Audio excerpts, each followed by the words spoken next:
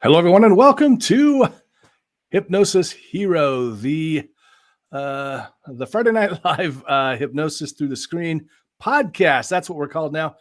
Great new name, Brian. Of course, I'm hypnotist Jim Kellner, and joining me, as always, my co-host, Brian Bay. Hello, Brian. How are you doing this evening? I'm doing fantastic, really. I'm so excited. We got new stuff, Brian. We've got a producer. You know him. He's been on before. He's a tech geek. I mean, genius. And we have our guest that I got to tell you, I've been watching her stuff for years, and it's really exciting. Really exciting. I'm looking forward to it.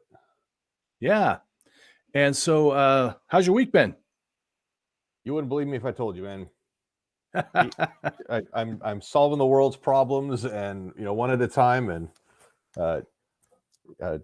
take a second to share the importance of vehicle maintenance. The alternator on the 4Runner just decided to be like, "Hey, I quit." So it's amazing. A $20 little piece, shuts everything down. So in the grand scheme of things, it wasn't horrible. It was just dealing with roadside service that won't. If it could go sideways, it did. Like it was 37 degrees when I called them, and by the time I got somebody out there, it was and got the truck loaded up. I think it was like around like 26 or 27 degrees on Sunday. So wow. T-shirt, sweatshirt, and jeans, and I was like, I'm cold. Get somebody out here. Should have called me. I would have driven by and waved at you. Funny story. I am still waiting on roadside assistance from one company. I'm still waiting. I'm just waiting to get their text that says they're on their way. That's been about 2 months ago. So they're it's funny because it's emergency roadside assistance, but they don't seem to be in any kind of a hurry to get there. It's not that they're not in a hurry. When you get and I found this out, when you have the roadside coverage through your car insurance, they usually farm that out to a third party, and then they go, we want to pay like, I think like the standard rate for my towing was like $250, but they'll call a list of contractor people and go, yeah, we're contracted with you. Will you please tow this guy across town for like $100? And geez, no wonder the towing companies are like, yeah, no, we're not available. So gotcha. And I just happen to be, but yeah, cool. I'm here. I'm alive. Everything's all Great. better now. Glad to hear it. So, hey, the first exciting part of the news is we had some technical difficulties we have technical difficulties all the time. And then me and Brian are trying to kind of troubleshoot things, and we're not able to maybe pay attention to the host as well as we'd like to, and the guests, not the host. I want to speak to the manager of Al Gore's internet that he invented. This is just exactly. So anyway, so Sean, a longtime listener, and also has been on the show before. He said, "Hey, I'm happy to come and help out." And with that, I've already said his name. Damn it! All right, so hey, but before we do that, I should tell. So if this is your first time watching, thank you. In fairness to you, Jim, we've had a couple of Seans on the show, so there's still some ambiguity in there. You're right, and they're both spelled the same way too. I don't like it. Interesting. All right.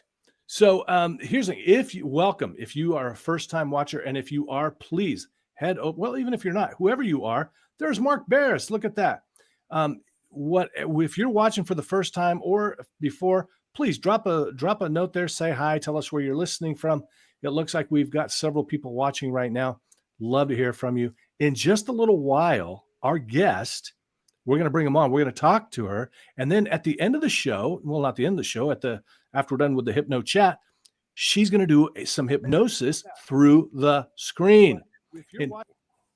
If you want, you can actually jump on here with us, and that'll be pretty cool. I'm going to drop the link down there. So if you're watching right now, and of course this is Friday night, February something, and so if you're watching, you can tap this link that I'm putting in there, and you could actually join us. So moving right along, this is the show where we talk to a guest hypnotist about hypnosis. Our guest is the Hypnosis Hero for the show.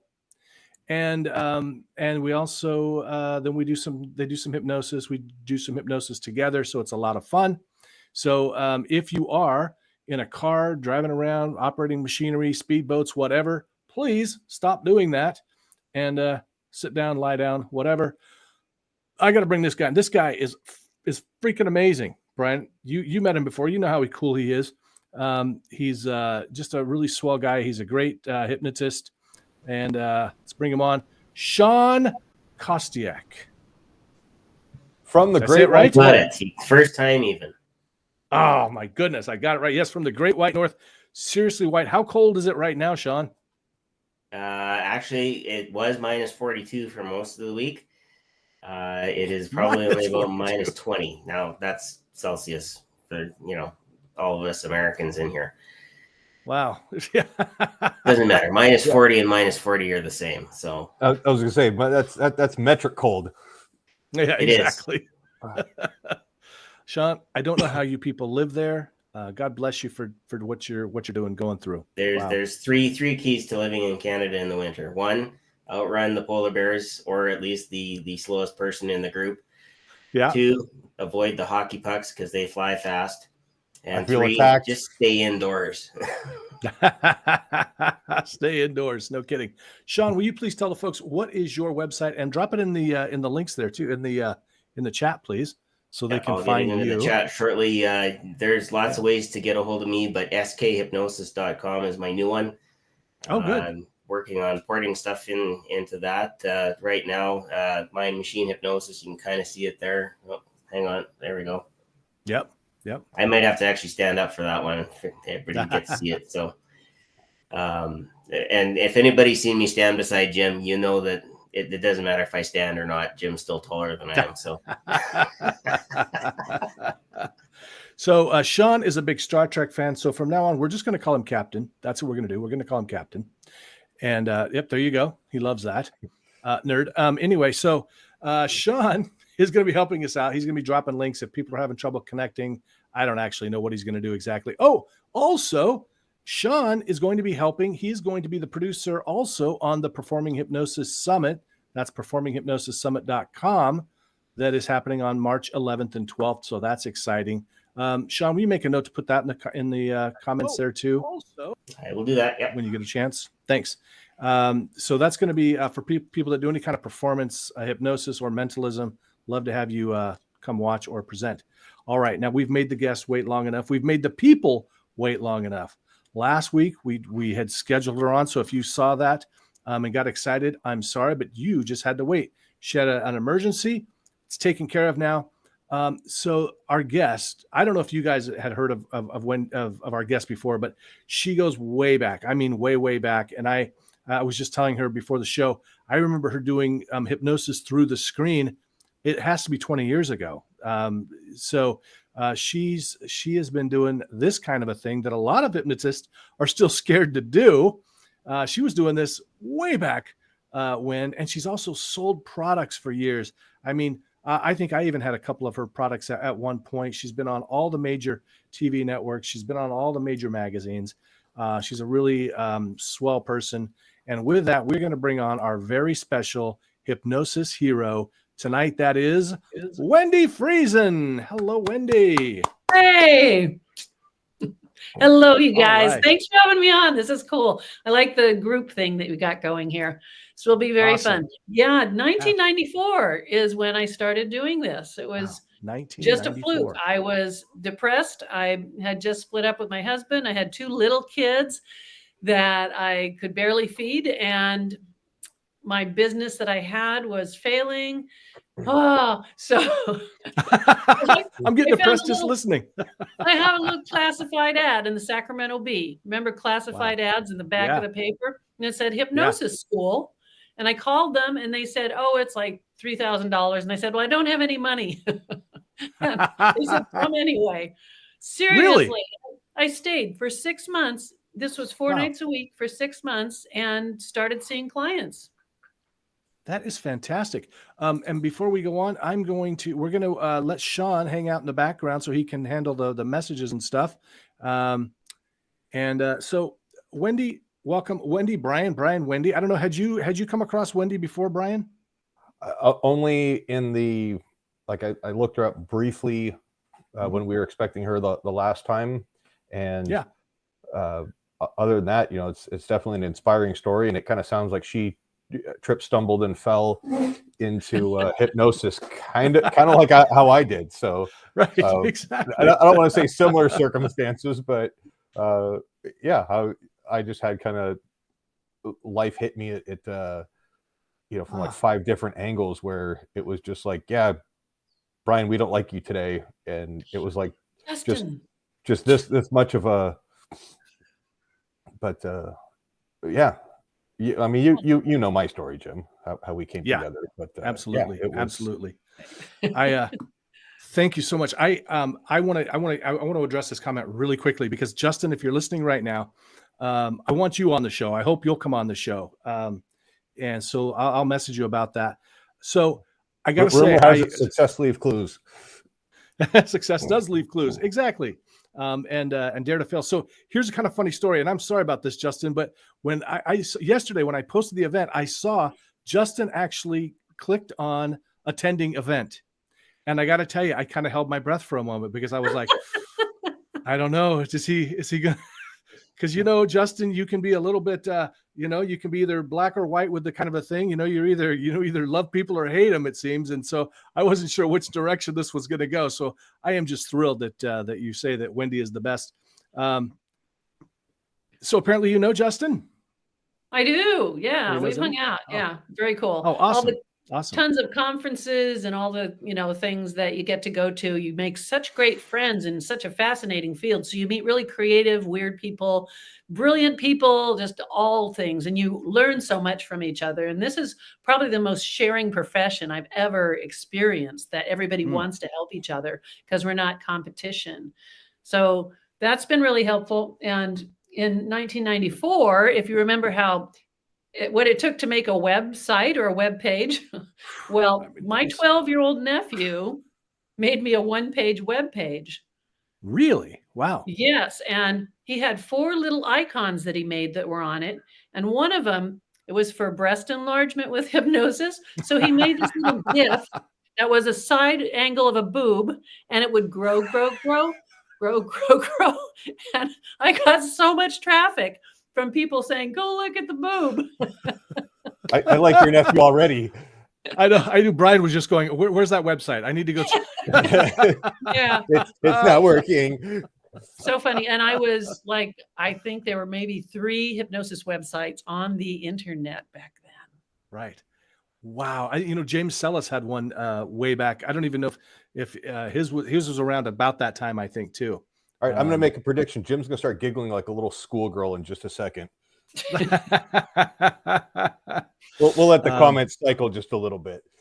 Okay, and good. Becca, greetings from the other side of the world. Yes, Becca is joining us from jolly old England. Nice. And of course, Mark Barris, a big supporter of hypnosis. And Mark, be sure and drop your website down there if you will. Justin says he will be on the show. Thank you, Justin. I'd love to have you on. Okay. Amazing hypnotist. So, and I got to say, Wendi, I love what you just said about it being a sharing thing, because I think that a lot of hypnotists don't see that part of it. They do, because there are a few people that are not very sharing and not very giving. And I think they give the rest of us a bad name. Yeah. Yeah. And the majority of the people in this business, including stage hypnosis or hypnotherapy, have been so generous. I used to call Jerry Kine, and he would take time to help me with clients. And who else? A lot of really big names. They answer the phone and actually help you out. Steve Parkhill. Oh my God, he spent hours with me for months helping train me over the phone. I'd say, I've got a client that has this problem or this problem. And he would tell me what you can do. And he was so generous. And everybody has been, except for there's a couple people that are kind of whatever. Yeah. But that's a lot of how we learn. And then we also innovate the profession. So it's no longer a watch swinging, you're going to get sleepy, We really innovated by sleeping together. Watch, though. Kryptonite. I want to say too, you talked about conferences. And one of the things that I noticed about conferences, because I've had people ask me about it, well, I hear there's some big egos that go to conferences. And of course, I mean, there are, but you're going to attract your own tribe. And also what I found that it's oftentimes the people that go to conferences are the sharing, giving people, because the people that are not like that, they don't want to go to conferences because they don't want to share and give. Right. Yeah. And especially in the marketing, that's been really hard for most hypnotherapists because they usually don't have a background in that. I had a crazy entrepreneurial father who taught all 5 of us kids to be entrepreneurs and how to market and how to stand out. So you've got to be different, and you've got to make a splash, and you've got to take chances. And obviously having a website with a boob on it, it didn't hurt. But yeah, so that, from that thing, I got on these national shows and they were flying me all over the place. And I had never been on TV before. And I was so scared. I mean, they flew me out to be on the Queen Latifah show in New York. A limo driver met me at the airport with a sign with my name on it. And I was like, oh, don't blow it. He took me to a beautiful hotel room on Central Park, overlooking Central Park. He picked me up in the morning. They backstage at the show, they didn't know I had never been on TV. They're putting my mics on and doing all this stuff. And I said, well, what are we going to talk about? And I said, oh, you've done this thousands of times or whatever. So I assumed that Latifah is going to sit at a desk and I'm going to be in a chair next to her. I can do that. I get out on the stage. Now, this is fast hypnosis. This is what you have to learn to do in a situation when you're terrified. I get out on the stage. There's no chairs, no nothing. There's 400 people in the studio audience, which is amazing for a talk show. Queen Latifah is at the very top of the audience, way at the very top. And they're making all these signals. The cameramen are doing all these things. And I'm like, damn it. No idea what I'm supposed to do. Yeah. And so they start the show with her talking about me, and then they throw it to me. What I did when I got out there and when they're making these funny hand symbols, and when she's talking for probably 2 minutes or so, I closed my eyes, I put my hands together, and I made a cup, and I said to myself, Wendi, you have the audience in the palm of your hands. You have done this hundreds of times. You're going to be brilliant, and they will love you. Even though I knew that was not true, that I had done it, many times. But once you create the potential for a belief, even a tiny one, even if it's not true, you at least grow something from that. So now my brain's operating from, oh yeah, you've got this. I was on that stage by myself for the rest of the show.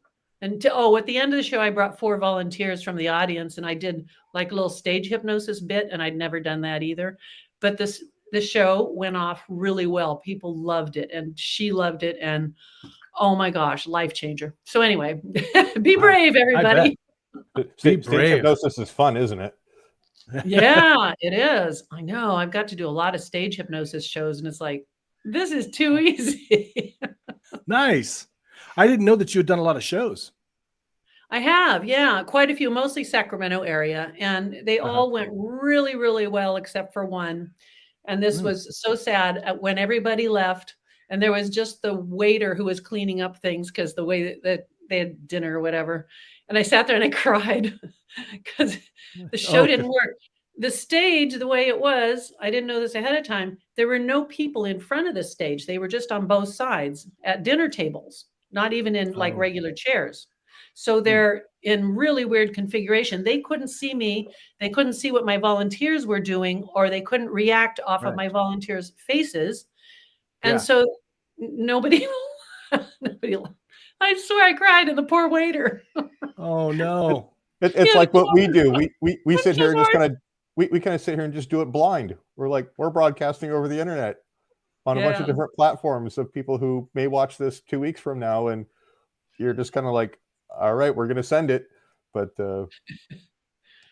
after that, one thing I did learn is the way the stage and the audience is set up is really, really important. And I've done many venues that have setups that aren't quite right, and we have to compensate. But yeah, that's been just so much fun. Oh my God, I can't believe they pay me to do that. I know, right? Every time I'm just like, I can't believe I just got paid a lot of money too, to go and do something that is like the funnest thing in the world. It is. Yeah, I've watched some of your videos. You crack me up. So yeah, what else? After I was done being all scared, I still, at one point, I still wasn't making much money. I was doing okay, but I decided to go into my future timeline and go 1 year in the future and experience myself being successful, really successful. Of course, part of my brain didn't believe it because it wasn't true, but part of my brain did, our subconscious, which is the good part. So I saw myself with a whole bunch of people who were my fans. They were holding my book because they bought my book because apparently I'm an author now. And, and they're also grateful for the work I've done for them and how I've helped them. And then I had, after I was done with that little self-hypnosis session, I took a Post-it note and I wrote, August 5th of the next year, it was 1 year away, 1 million or more in sales of my programs, CD, or tapes and CDs. And what was the other thing? Oh, and I think about having written my book. But anyway, and I opened the door to my beautiful house because I wanted to buy a house, which was really tough when you aren't making money. So anyway, that went on the side of my monitor. I posted a note and it stayed there for a year. And 1 year later, I was given the keys to a beautiful house in a country club neighborhood, huge, beautiful, brand new house. And I had made $1,010,000 in sales. Crazy. That's crazy. People, and your ex-husband lost his mind. Right. so on that note, I'll tell a quick little anecdote. So I was going through just like, if you had a nightmare of a divorce, I was living it, and I was driving up to Stevens Pass ski resort with a good friend of mine from the military. He was an infantry guy, but we still like him anyway. And there was a CD that I had, and I don't remember what he was flipping through the books because it was that long ago, and the title on there, it said "Living Well is the Best Revenge." and he pulls it out and he holds it in front of my face. Now we're driving down like a snowy road and everything, and he's like, "Look at this." I was like, "Oh, okay." And he's like, "Don't ever forget that." I was like, all right, that hits a little differently today. So yeah. And the reason I tell people this story about this first year is not to brag, but to inspire you. If you don't have something in your mind, and especially your subconscious mind, of seeing it, feeling it, experiencing it, making it real in that future, if you don't have something that stores that memory, you're just kind of wandering around trying really hard to do things. But once your brain has that, and especially if it's on that future timeline, I really like the way that embeds it in there. Things happen. They just come to you, or we operate differently because we're operating from a belief that's there, that's already being successful, and you're more fearless, and you're not thinking, oh, they're going to reject me. Part of your brain is like, no, we got this. Yeah. And I think too, it's so crazy. I think that a lot of us hypnotists, I mean, we have the tools to help other people, but I don't think we use them enough ourselves. I mean, we have, we can make, like Wendi, you can make your own recording. You can do self-hypnosis without a recording. One of the things that I started doing, and it was about 2 years ago, and I'm sure you're familiar with Psycho-Cybernetics, Maxwell Maltz. I picked this book up. I mean, it's got to be 20 years ago. I read some of it and was like, this is great. And I just put it aside. I didn't read it anymore. And about 2 years ago, I was reintroduced to it, and things were going pretty good for me. But I started reading that book, and I got to tell you, I started really sitting down and doing some what I call imagineering, imagining, engineering my future life, and things have exploded. Really, they've exploded. And so, but I love this idea. Put it on a Post-it note, put it right there where I'm going to see it all the time, and really get locked into that image of those keys, and the car and the people. I love the fans too. That, as a stage hypnotist, I mean, the fans are probably the best part. Yeah. Jim, do you remember? You remember when we had Dan on? Yeah. And I told the story about when I went down there, and I was like, he wrote on the mirror in the bathroom right above the sink, right about eye level, "You are enough," or "I am enough." Yeah. He's like, I put that in my wife's car and stuff like that. So that it's kind of one of those things. It's like, Wendi, if you're doing it, another hypnotist is doing it, and somebody else is doing it, and it's just, and it sounds stupid, but it works. It's not stupid.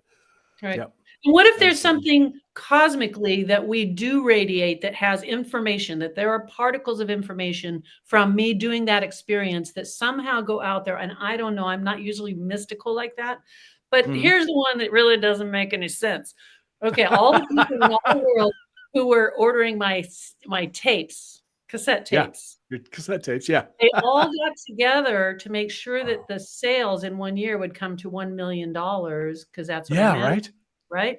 They did that. How did they do that? They had a meeting, and they said, "Hey, so everybody's going to buy Wendi's CD, cassette tape this year until we get up to 1.010 million."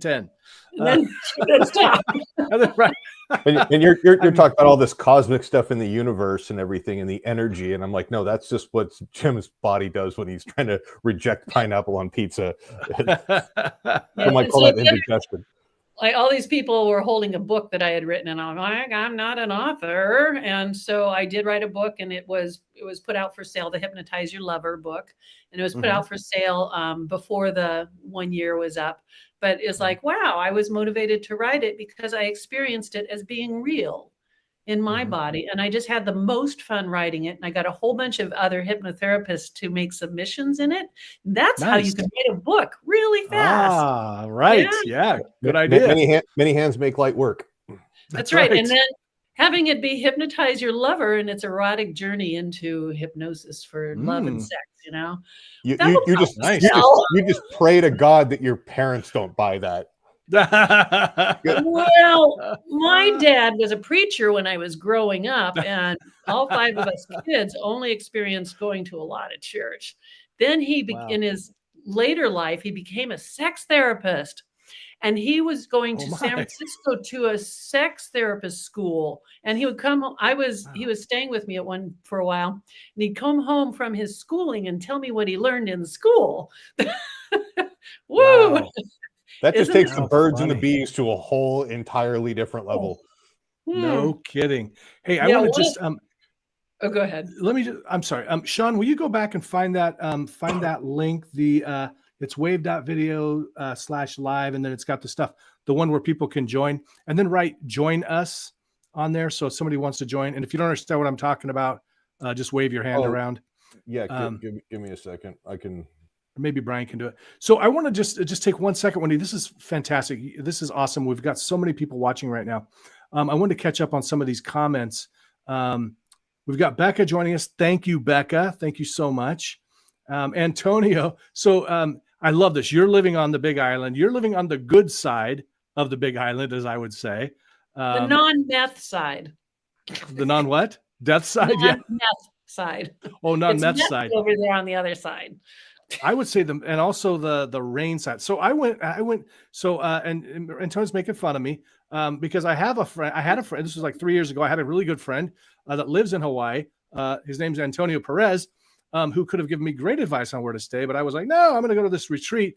It was like this retreat where you go for a month, and I ended up going to. And Wendi, it didn't occur to me, people.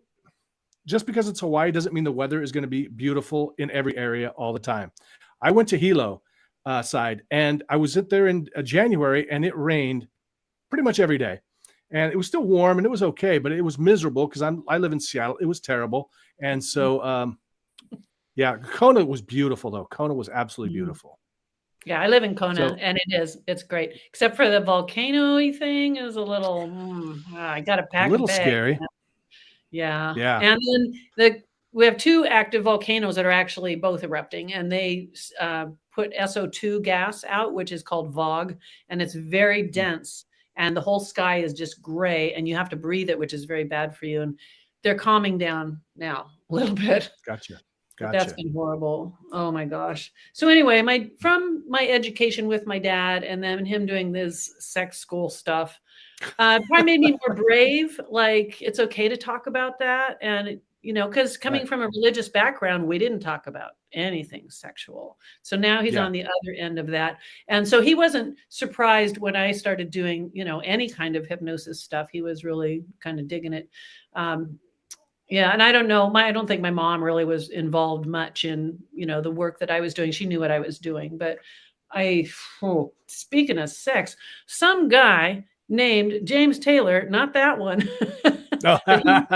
He sent me an email.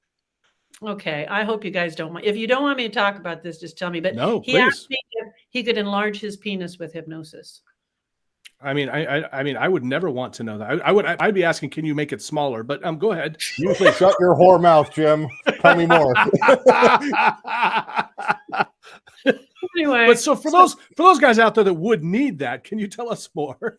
Yeah, and I said no. I replied to his email and said, no, that's ridiculous. I'm sure we couldn't do that. And then he was like, well, please, could you just make me one tape and just try? Because it's still cassette tape days.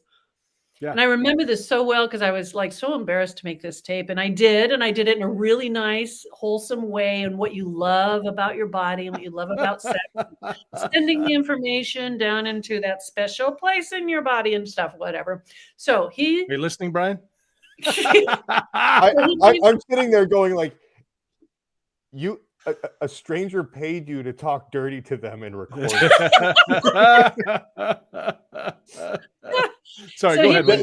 There's genius in that, just in and of itself. I'm gonna just kind of applaud that for what it is. Yeah. Thank you. He goes on a business trip for a month. He's away from his wife, and he's listening to my tape twice a day, every day for a month. And he says, I've measured, and it's been growing, and it's grown almost a full inch, and it's grown in girth as well. But what was really interesting is when I got home and tried to have sex with my wife, we had trouble getting it in. Sorry to be so graphic, but that's what happened. And he kept in touch with me, and he says, I think it's still growing. Oh my God. Stop listening. So that's why I decided to make the program Living Large.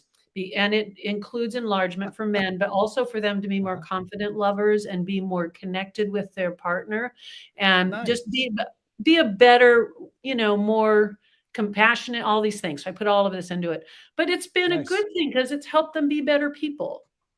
Yeah, absolutely. And have a big talk. Right, exactly. Wendi, you realize that if he's like, I've measured, look, I've taken pictures. Oh no. That's the birth of how those pictures started in dating apps now. So exactly. Yeah. No, he was a good guy. He was good. He was just being really, straight up with me. That's a bad word to use, I guess. Or the perfect word, really. If it fits. But yeah, he was just being really honest with me and telling me what happened, because he said, I did not expect it to work, which with hypnosis, we want our client to have an expectation of what's going to happen. But and you can't respond with neither did I. But it's the same. I'm sure I told him that. And can they find that at the website, Wendi.com? Yeah. It's Wendi with an I. Wendi with an I, everybody. WENDI.com, because this is going to be audio podcast as well. So we'll make sure. That is fascinating. But you had already been doing the breast enlargement stuff, or did that kind of make you want to do that? Not yet. I did that after that. And the reason I ventured into that is there's university studies that they did for breast enlargement and hypnosis, 2 different major universities. And the way they did the measuring is kind of cool.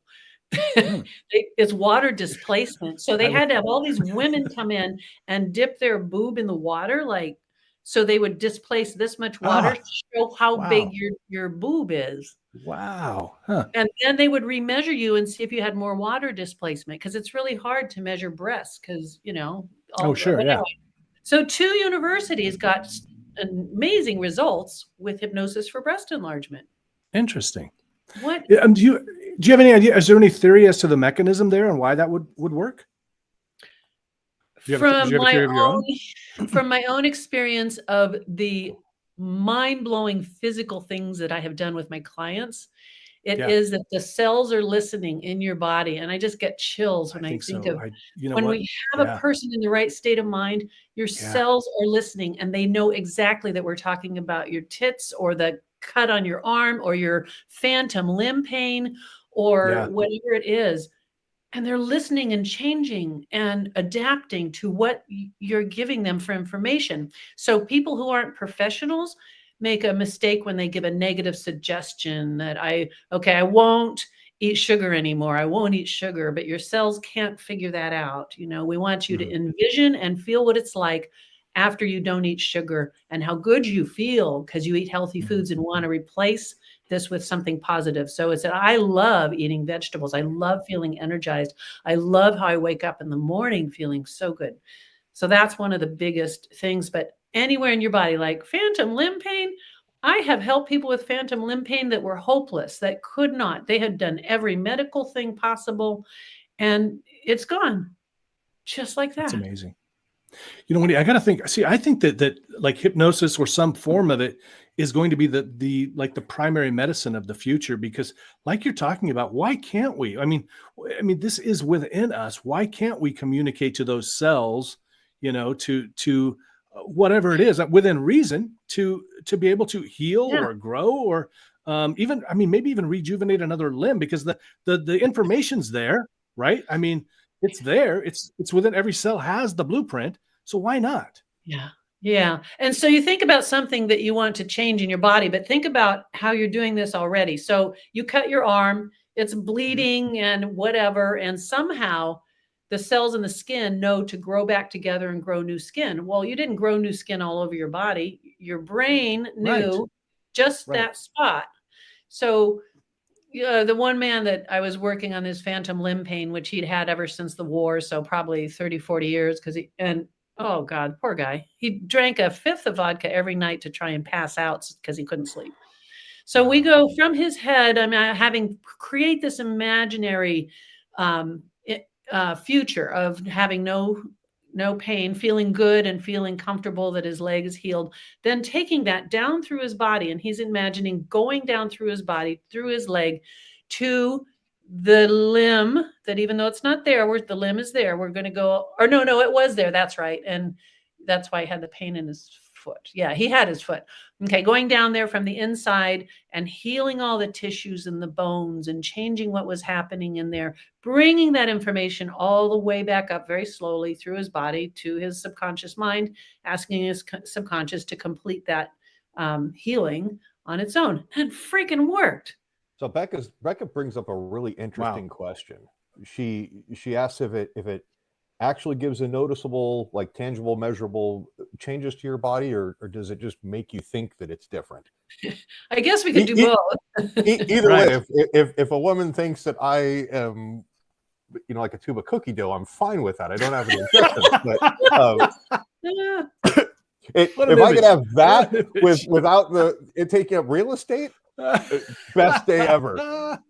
I think what Wendy's saying, though, is, it was scientifically studied to show that the breasts did large, and the gentleman with the penis issue was measuring it.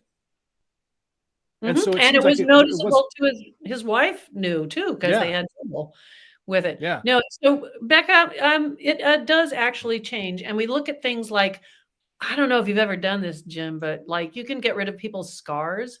And you can change. Jim knows how to get rid of stuff. Skin condition. In his bed, someone loses things. No scars, though. No scars. No, I haven't done that. That's interesting. Yeah, you can affect a lot of things. And then the other miraculous one that I love was a woman who was catatonic. She was older, and she was in her house. Her 2 adult daughters took care of her, and she'd been this way for 5 years. She couldn't move any muscles. She couldn't move any of her body, and she couldn't speak or respond or anything. So I go to her house every week to do hypnosis with her. And I'm like, I don't know what I'm going to do to help Martha. But I would sit down next to her and I would just talk into her ear and have her remember what it was like to be in a beautiful meadow. And there were little wildflowers. And she picks those flowers with her 2 little girls. And they make daisy chains. And having her feel her fingers moving. And then she walks over to the creek and the water is very cold. It's not deep. It's very shallow. Just put your feet in there and feel how cold that water is. And I described this whole scenario, and there are 2 little girls that came down the path from the hill and sat with her. So we go this to get her brain to reconnect with all these feelings and things, right? But at the end of the session, her daughters were in the room with me, and they're both like, what? I said, what's the matter? She says, that's the place we went. We went to that creek and played, and we made daisy chains out of flowers with my mom. Whoa. And the color of the blanket is the same color blanket. And we went and ran up and down that hill. Anyway, that gives me chills too. But I saw Martha every day for a few months. Martha was able to respond by blinking her eyes, and then she was able to make sounds. Her body was completely frozen in place. We got her to be able to be flexible and sit up, and her hands that were like claws, I would play with them and say, these are Play-Doh. This one's blue Play-Doh. And I would touch them, and this one's yellow Play. And they're soft, and they move just like Play-Doh. And then she could move her hands, so she could give signals for yeses and nos. Wow. And then they got her to get up and be in a wheelchair because she could move her body. Yeah. And she was totally conscious and aware. And oh my gosh. And the doctors had given up, and she'd been that way for years. So they called me because Martha had to go into the hospital for something. She had an infection. And this was like quite a while after I worked with her. And they said, she's intubated. And they said, when they take the tube out, she's going to die. So I went into her room and I was doing hypnosis with her. And I said, Martha, you and I know you're going to live. You're going to live and be healthy. And when they take the tube out, you're going to take the biggest breath. Oh, and it's going to feel so good. So some guy walks in the room, a nurse or intern or something, and he hears me doing this, and I didn't stop. And he says, she's going to die, you know. What's the value in that? What's the value in even saying that? I don't even understand. It doesn't. And she lived. Her daughters were in there when they took the tube out, and they said she took this big breath and she just kept breathing and breathing. Yeah. Anyway, I love telling some of these really amazing, impossible stories, because I want people to know that even if you think it's not possible and the doctors tell you something's not possible, or anyone tells you it's not, you know, there's always a way. Give it a try. I want to backtrack just a minute now. So if I'm understanding right, you were saying that these things, these images of like the daisy chain and all that just came to you while you were doing the session. Is that right? Wow. Because I've had similar experiences, but not to that level. You know, like you'll do a session and then afterwards, like, I can't believe you said that. Or right when you said that, I was thinking about this and that. And there is some sort of connection a lot of times, I think. This one was the most amazing one though of all, because Martha, I'll cry if I tell you, but Martha and I were together. Well, it was like she was communicating to you. Yeah. And she was, and I nailed it. Yeah. I didn't know. But that was, oh my God, that was so special. And I continued doing that. And they had a lot of quality of life with her for probably another year. And then she did die, and they called and let me know. But she was an older woman, and, you know, it took its toll on her body after a while. But oh my gosh. Yeah. So all of you out there, if we've all got a shelf life. Don't anymore. Yeah. And like Sean says there, I mean, you know, it is amazing. There is amazing power in our minds. It really is incredible. The strength that, and the things that are possible. You know, I have clients sometimes ask me for things and I'm like, you know, I don't know. I mean, let's give it a try. Why not? Let's find out. And then a lot of times it's like, wow, it's just a profound experience like you're talking about there. I had somebody who was like, can you make me stop snoring? And I'm like, I don't think so. I mean, I don't know what the mechanism for that would be. I mean, but I'll try. And I'll tell you what, she came back in a month and she said, you know what? My husband said I've stopped snoring. And there was no other reason for that to have happened. And I'm like, I don't know. I don't know why it works, but it does. It does, because our subconscious mind is connected to everything in our body that happens. And that's why we have such an autonomous ability to do things that we don't have to think, okay, I'm going to move my right hand now, or I'm going to heal this cut in my leg. You know, we don't have to do that because we have the subconscious working all the time. Yeah, it's amazing that I'm going to kind of make draw a parallel from like my military background. Is you take the special operations units, your SEALs, your Green Berets, your Air Force pararescue, and those guys, that sometimes they get in like these hairy situations where you're like, there's no formal like protocol of what we have to do because this has never happened before. So we need to think on our feet. We need to innovate. And sometimes it's like, all right, let's just come up with the most harebrained stuff. And hey, does it sound even like remotely feasible? It's like, well, let's try this, or death are our options. But it's like, let's go.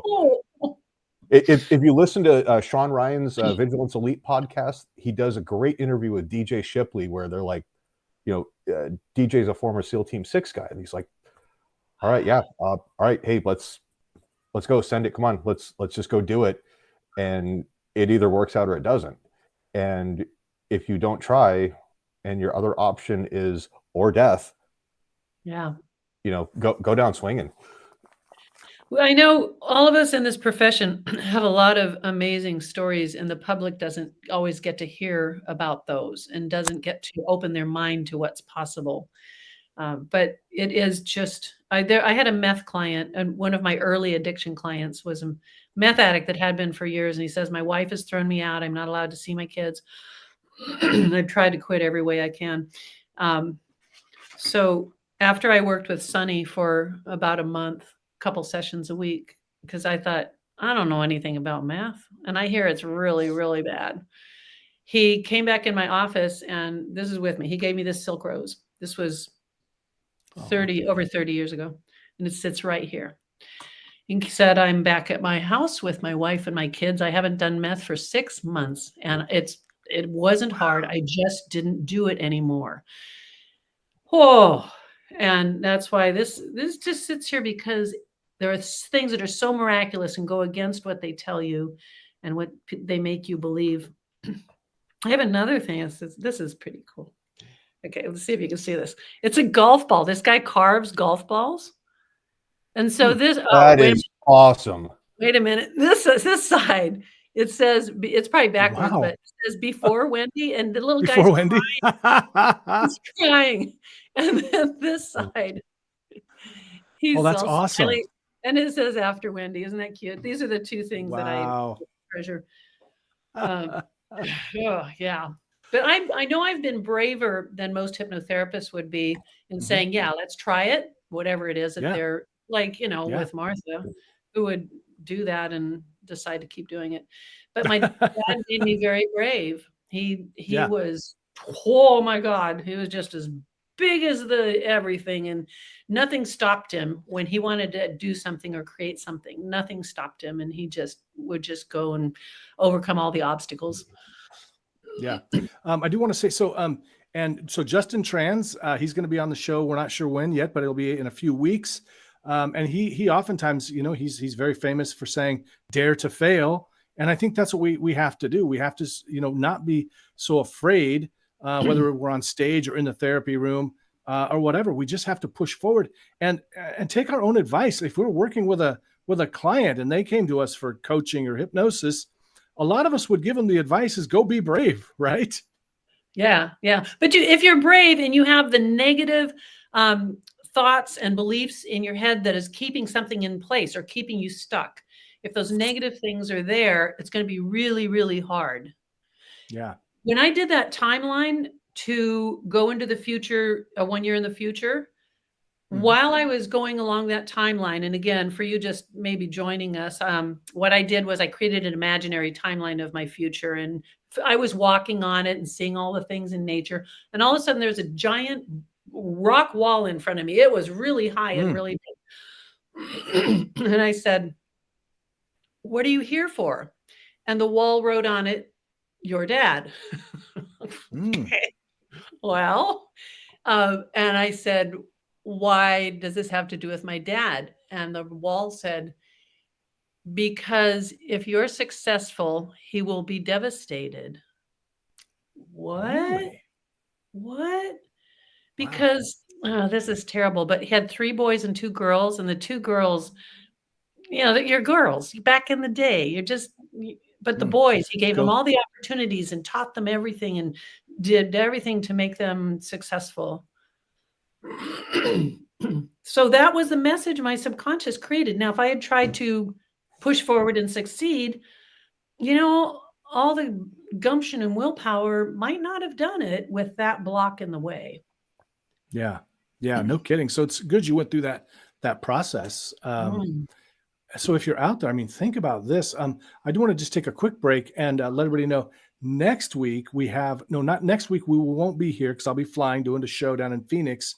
But the following week, so 2 weeks from tonight, we have Grant Saunders, a fabulous hypnotist from the UK, is joining us. And we're really looking forward to talking to him. Wendi, I wanted to backtrack just a little bit to back when you called the school and you said, I've got no money. And they said, come anyway. Tell us more about that, because, that would have been a roadblock for a lot of people. They hear, I don't, they hear it costs this much. They go, I don't have any money. So, okay, thanks for your time. So, so what happened? Tell us about that. Well, part of it is that I decided to call them anyway and just have a discussion where a lot of people, their fears wouldn't let them get that far because it's like, pride. Yeah. So, and she said, come on down and you can stay for, a few days of the training. And I was like, okay. But I found it so fascinating and I just loved every day of it. And I think I was on day 5 or 6 and she said, well, we really want you to stay, but I need to be paid something. She said, why don't you just pay what you can, like each week, and we'll work it out. Because the class was like 8 or 9 months long. So it was pretty good. It was a lot of guest instructors and stuff. So we were exposed to a lot. Said, just pay what you can. And because who knows? Because I was destined to do this. I don't know, but I feel like I'm destined to do this. Well, you know what? And this is, my business slogan is your success is my success. And I think if we look at it for her, now your success is also her success. Yeah. Right. So by her taking a chance on you like that and meeting you halfway there, or actually meeting you way further than halfway, she actually was able to help be a conduit for all the other change that's happened in the world. What a great thing. Yeah. And maybe she had that kind of generosity in her heart, that she had been generous from other people, that she also wants to pass along that generosity and help people out. I've helped lots of clients who don't have any money, and that's fine. You know what? We'll do what we can. Not a problem. I mean, it sounds like you've definitely paid it forward, but imagine, I don't know if you still keep in touch with the person that did the instruction way back when, but being able to share just the magnitude of the gift, take all the, hey, the kumbaya, we've done good in the world and everything. She gave you several $1 million. Yeah.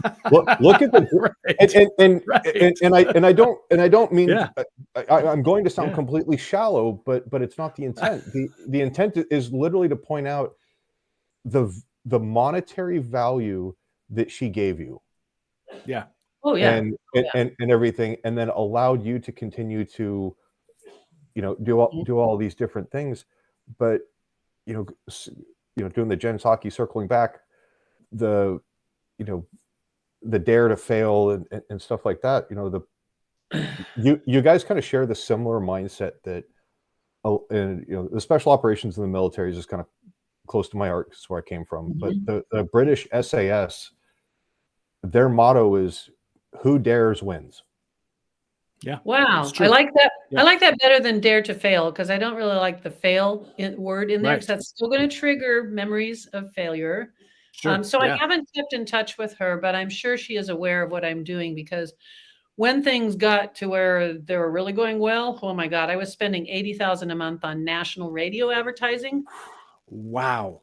I know. God, that's a horrible problem to have. Yeah, exactly. I've got to spend 80 grand a month and I can afford it. Yeah, I know. Exactly. I know. Yeah. It blew my own mind every day when I'd wake up going, come on, this must be a dream. So I had my off. Everybody worked in the office, and there were 18 of them doing all the stuff, packing orders and everything. And then I would go around and be on shows, and the advertising ran all over the country. And so I go and check into a hotel in New York, and he's like, "Oh, Wendi, oh my gosh." Like, that's awesome. Oh, yeah. But I was in Bali on a vacation, and I hurt my back, and I had to go to the hospital. I'm in Bali. It's so bad. They had to take a door off its hinges and use that as a stretcher and put me moaning in pain in the back of an old pickup truck and then take me on the bouncy dirt road to the hospital. But it was worth it, because when I got in there, the two little Balinese nurses come into my room and they go, "You're Wendi?" Yeah. "You're Wendi?" You're like, "Yay, I've got fans. They're motivated to keep me alive." She said, "Doctor wants your autograph." And I was like, "What?" Can we do it after the procedure? Then they take me down. After we settle the bill, we get the discount that's applied. Exactly, yeah. Then they take me down for an MRI. And the guy doing the MRI, they're pushing me along, and he goes, "Oh, Wendi?" And he pulls out his phone.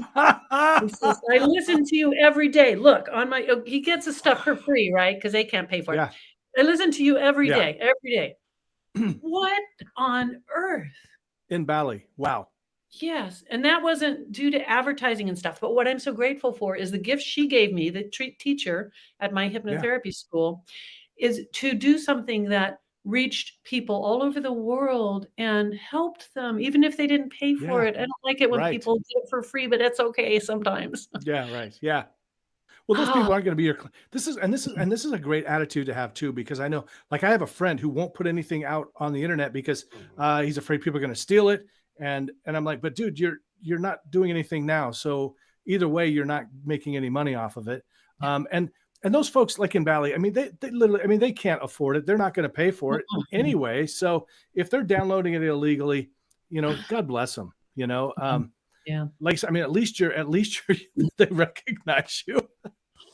I know. What the actual F, huh? That was and not just one.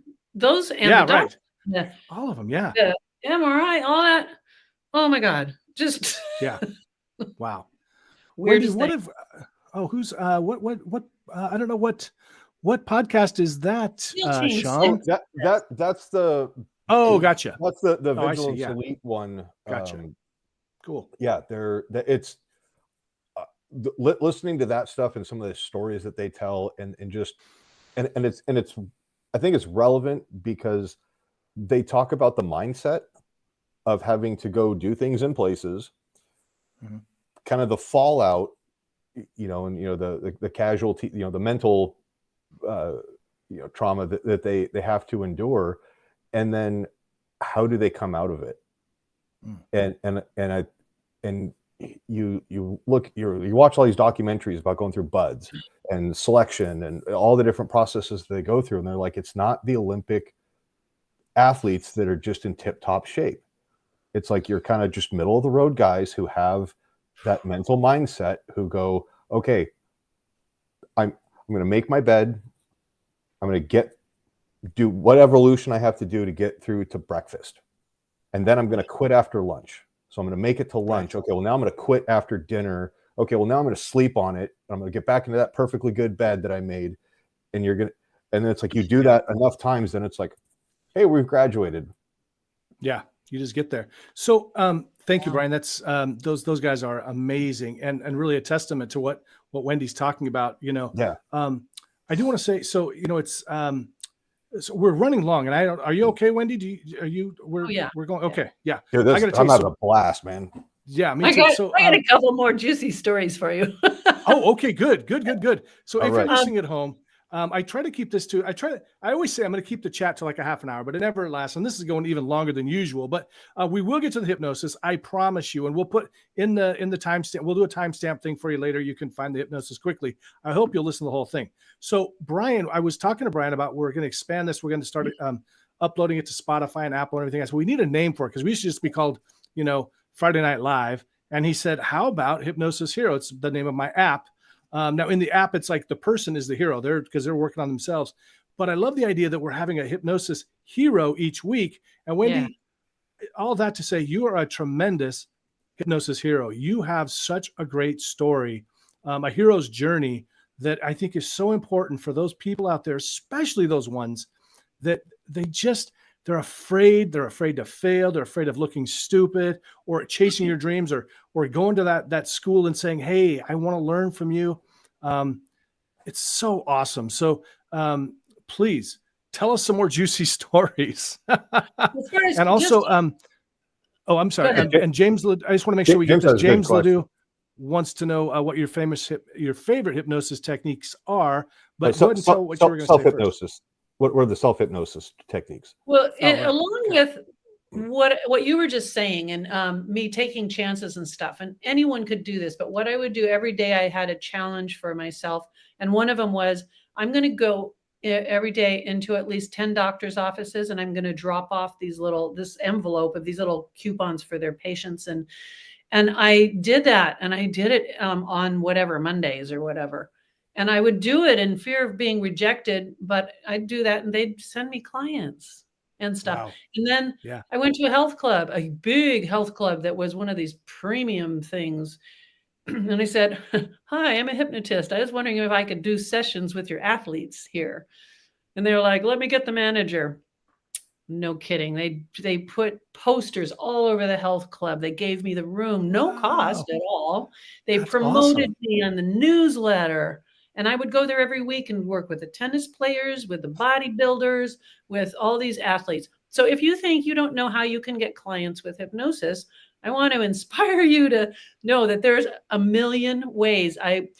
One day I was sitting in my office sharing it with Catherine. We were both sitting in the waiting room, and she says, it's so hard to get clients. I said, I know. What are we going to do? So I picked up the phone book, right, that has yellow pages. That was a long time ago. And I opened the yellow pages, put my finger on it, and it was, oh God, I don't, what was it? What was it? Oh, it was a real estate company. So I call up the real estate company. I say, hi, do you know about hypnosis? And do you know how it can help you have a better mindset and for your agents to be more successful and stuff? And they're like, yeah, whatever. And probably hung up on me. But anyway, I put my finger on there, and it was a big radio station in Sacramento, the one that has like 5 stations, Chancellor Broadcasting, all that. And I said, hi, I want to have a radio show. I thought that's how it works. So she says, well, here, our morning DJ, they didn't call him a DJ. Our morning host is right beside me. Let me give the phone to him. So he takes the phone and he said, blah, blah, blah, blah, blah. And he says, okay, we'll come in Monday morning at 6 a.m. and be on the show. I said, what? He said, yeah, just come on in, right? You just straight Forrest Gumped your way onto a radio exactly. show. That's awesome.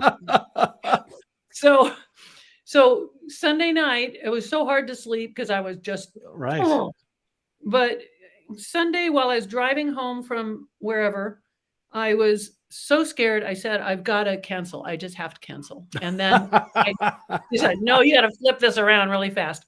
So I'm at a stoplight, and there's a car next to me. And there's a woman in the car next to me. I'm going like, oh, she recognizes me from my radio shows because I've done so many now. She probably knows who I am. Yeah, of course. I've done so many.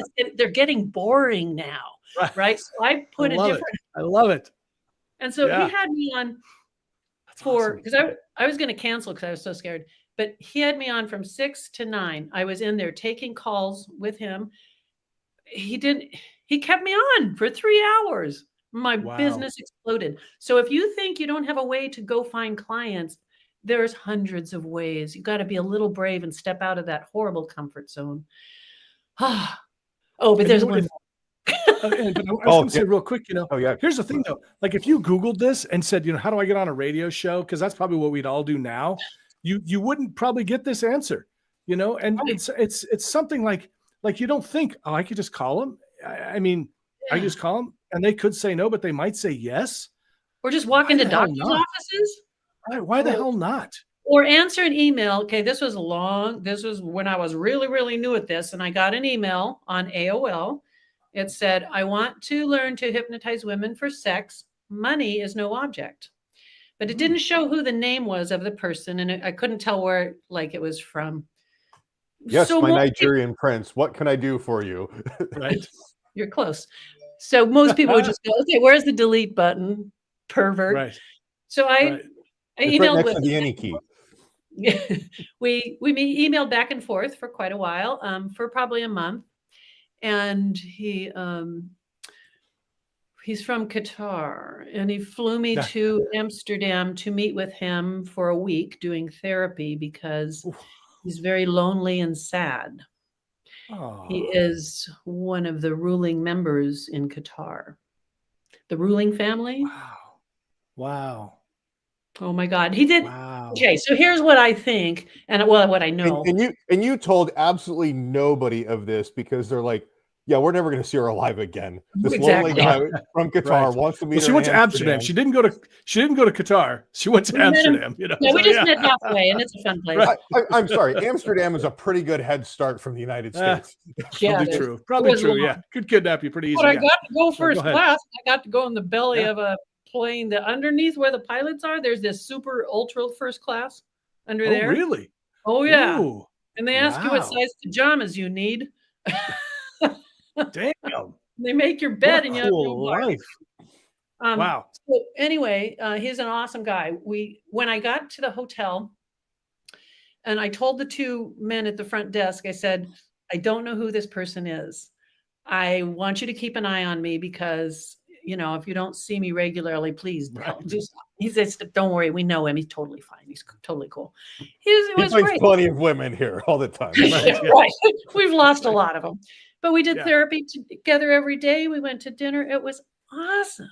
Oh my gosh. It was just beautiful. And his self-worth, even though he's, Mr. Big Time, he had no self-worth and he felt rejected all the time because when he was a little kid, he had some things wrong with him. And I won't go into detail about any of that, but it was the best. Oh my gosh. It was. How he didn't make you amazing. A Qatari princess after that is beyond me. Why you're not wearing a crown. Yeah. Because he was very respectful too. Very. You know what I want to say too, and you make a great point here. I think it is, and I mean, if you do this long enough, you're going to get some weird, I'll say weird, unusual emails from people that want different things. And I do think that it's great that you had this, you didn't just dismiss them. And one of the things that I've noticed too, like, if you're thinking about, he's from a different country. So number one, he may not know how to express himself in the way that says, hey, look, I really want to find a meaningful relationship. Or for him, maybe just having sex with a woman would be a meaningful relationship, And so you took the time, and I think that it really paid off, it sounds like, for both of you. Absolutely. And I learned so much, and I ate a lot of good food and drank a lot of really good wine. It was amazing. But the point of that is, go ahead and take a chance. Don't reject someone who wants to be your client. I know it's really hard sometimes, but I had a child molester as a client who he was actively doing. And I worked with him like 2 or 3 times a week for about a month. And he said, I went to a family outing. There was a bunch of people there, lots of kids. I just didn't go sit near him. I didn't have any desire to even, I just really enjoyed that I was able to, it just didn't matter. And a psychopath that wanted to kill his parents. And I was like, oh God. But I may have saved his parents' life. And and he called me after we did many months of therapy, and he called me at one point. He said, I just stepped out of the bar that I've been sitting in, and I want to go kill all the people in the bar. I don't know what's happening to me. And I said, just close your eyes, take a breath. Let's go back to what's really important and who you really are.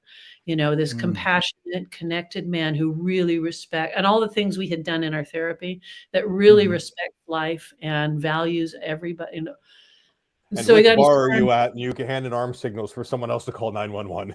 Yeah, no, because that would have been bad. That he went home and he was fine. And oh my God, one of the days after a session, his mom called me and said, "Oh, my son came home and hugged me, and he was crying, and I was crying, and I have my son back."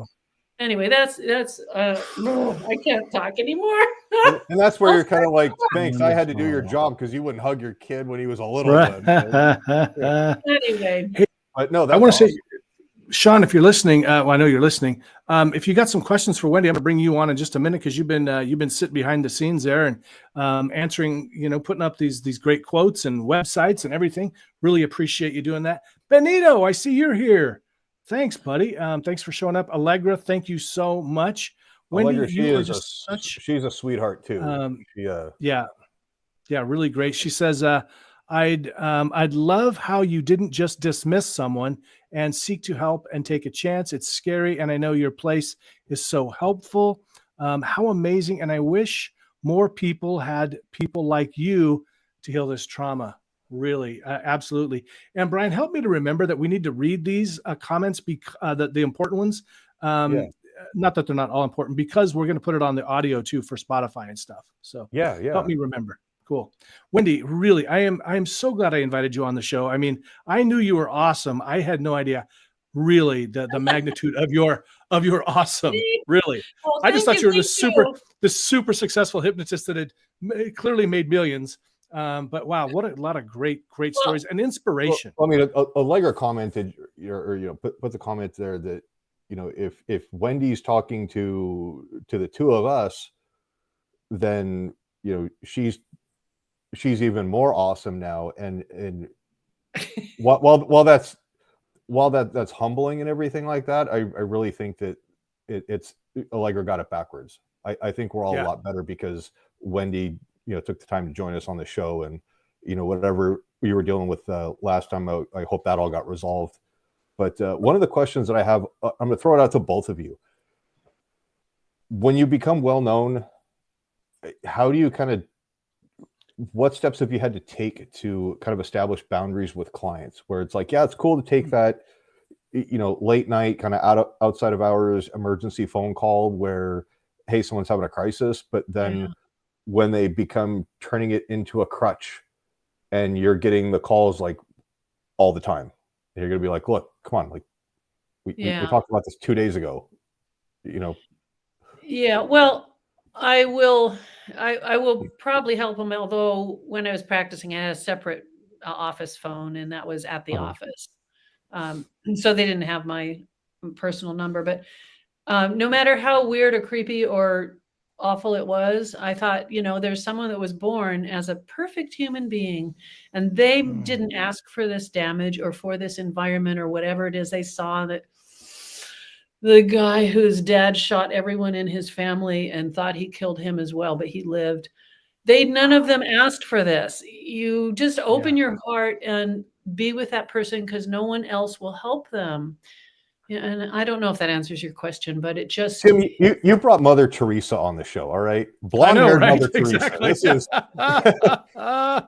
Go ahead and help them. What could it hurt? And be curious. Okay, so curious is really important.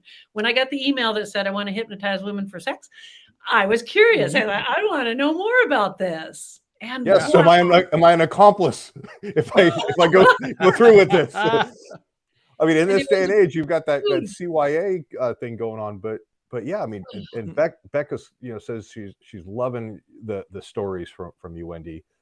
And I do it not to talk about myself or to brag, although I'm really proud of what I've done. I'm doing it to inspire everybody. If you're a hypnotherapist or you're not, or you're scared to try and step out and be a little more successful, I want to inspire you because it was so bad for me. I told myself when I was still in the hypnotherapy school, but I was so depressed. I said repeatedly, I cannot put one foot in front of the other. I can't put one foot in front of the other. I can no longer put a foot in front of the other. So I was at a flea market. I was walking to my car, and all of a sudden my body slowed down, and I stopped, and I couldn't put one foot in front of the other physically because I told myself that so many times. Wow. And I stood there going, what the hell am I going to do now? I was all alone, and I couldn't. And I did. Obviously, I got to my car. But the point is, what you keep telling yourself over and over again has a powerful effect, especially when you're in an emotional state, even a state of being like high and happy or being low and depressed. And that's also kind of works with narcissists. I'm never wrong. I'm always right. The world revolves around me. And then they end up on TikTok in Hollywood and stuff like that. Making lots of money.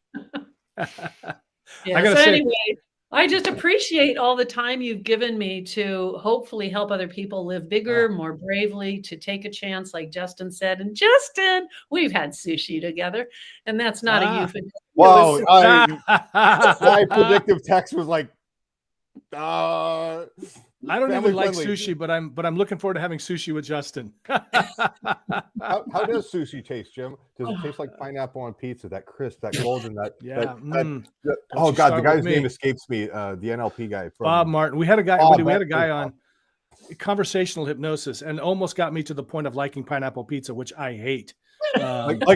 Freaked Jim out. It really did. Live. Yeah. It was fun for me.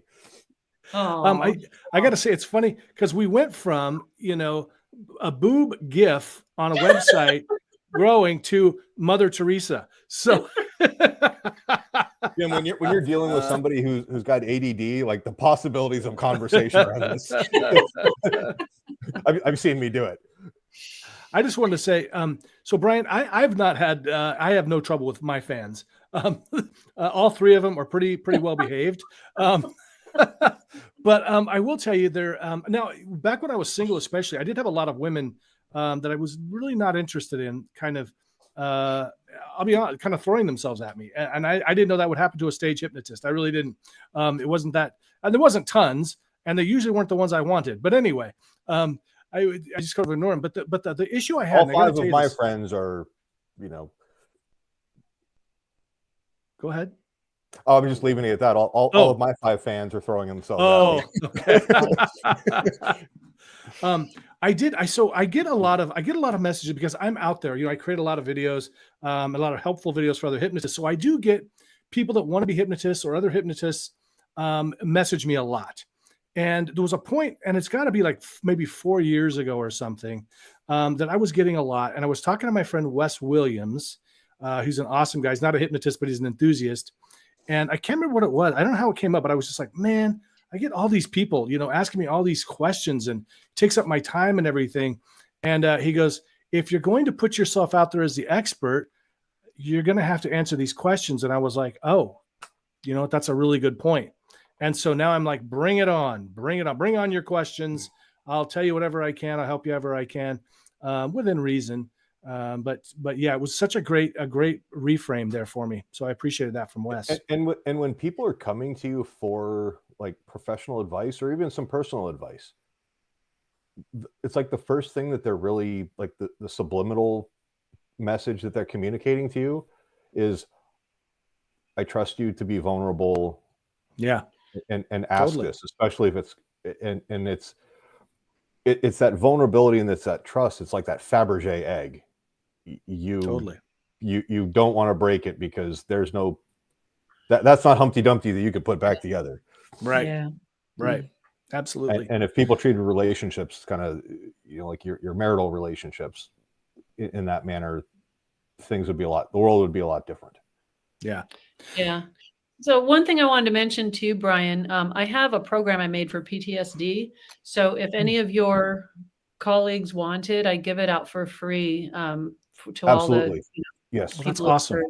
100%. Do you have a link for that? Do you have a link for that? Not right now. I probably do. It'll take me a minute to get there. We'll find it. We'll find it. Yeah, get it to Jim, and we will mass give it distribute it. Yeah. Accuracy by volume. That's a great thing to do. Wendi, we had James did ask. I know I'm keeping you here a long time. I hope that's okay. Okay, that's fine. James asked you, and we also have Brian and Sean. I hope you guys are okay. James asked your favorite self-hypnosis techniques, and you talked about a timeline already. Tell us more about this.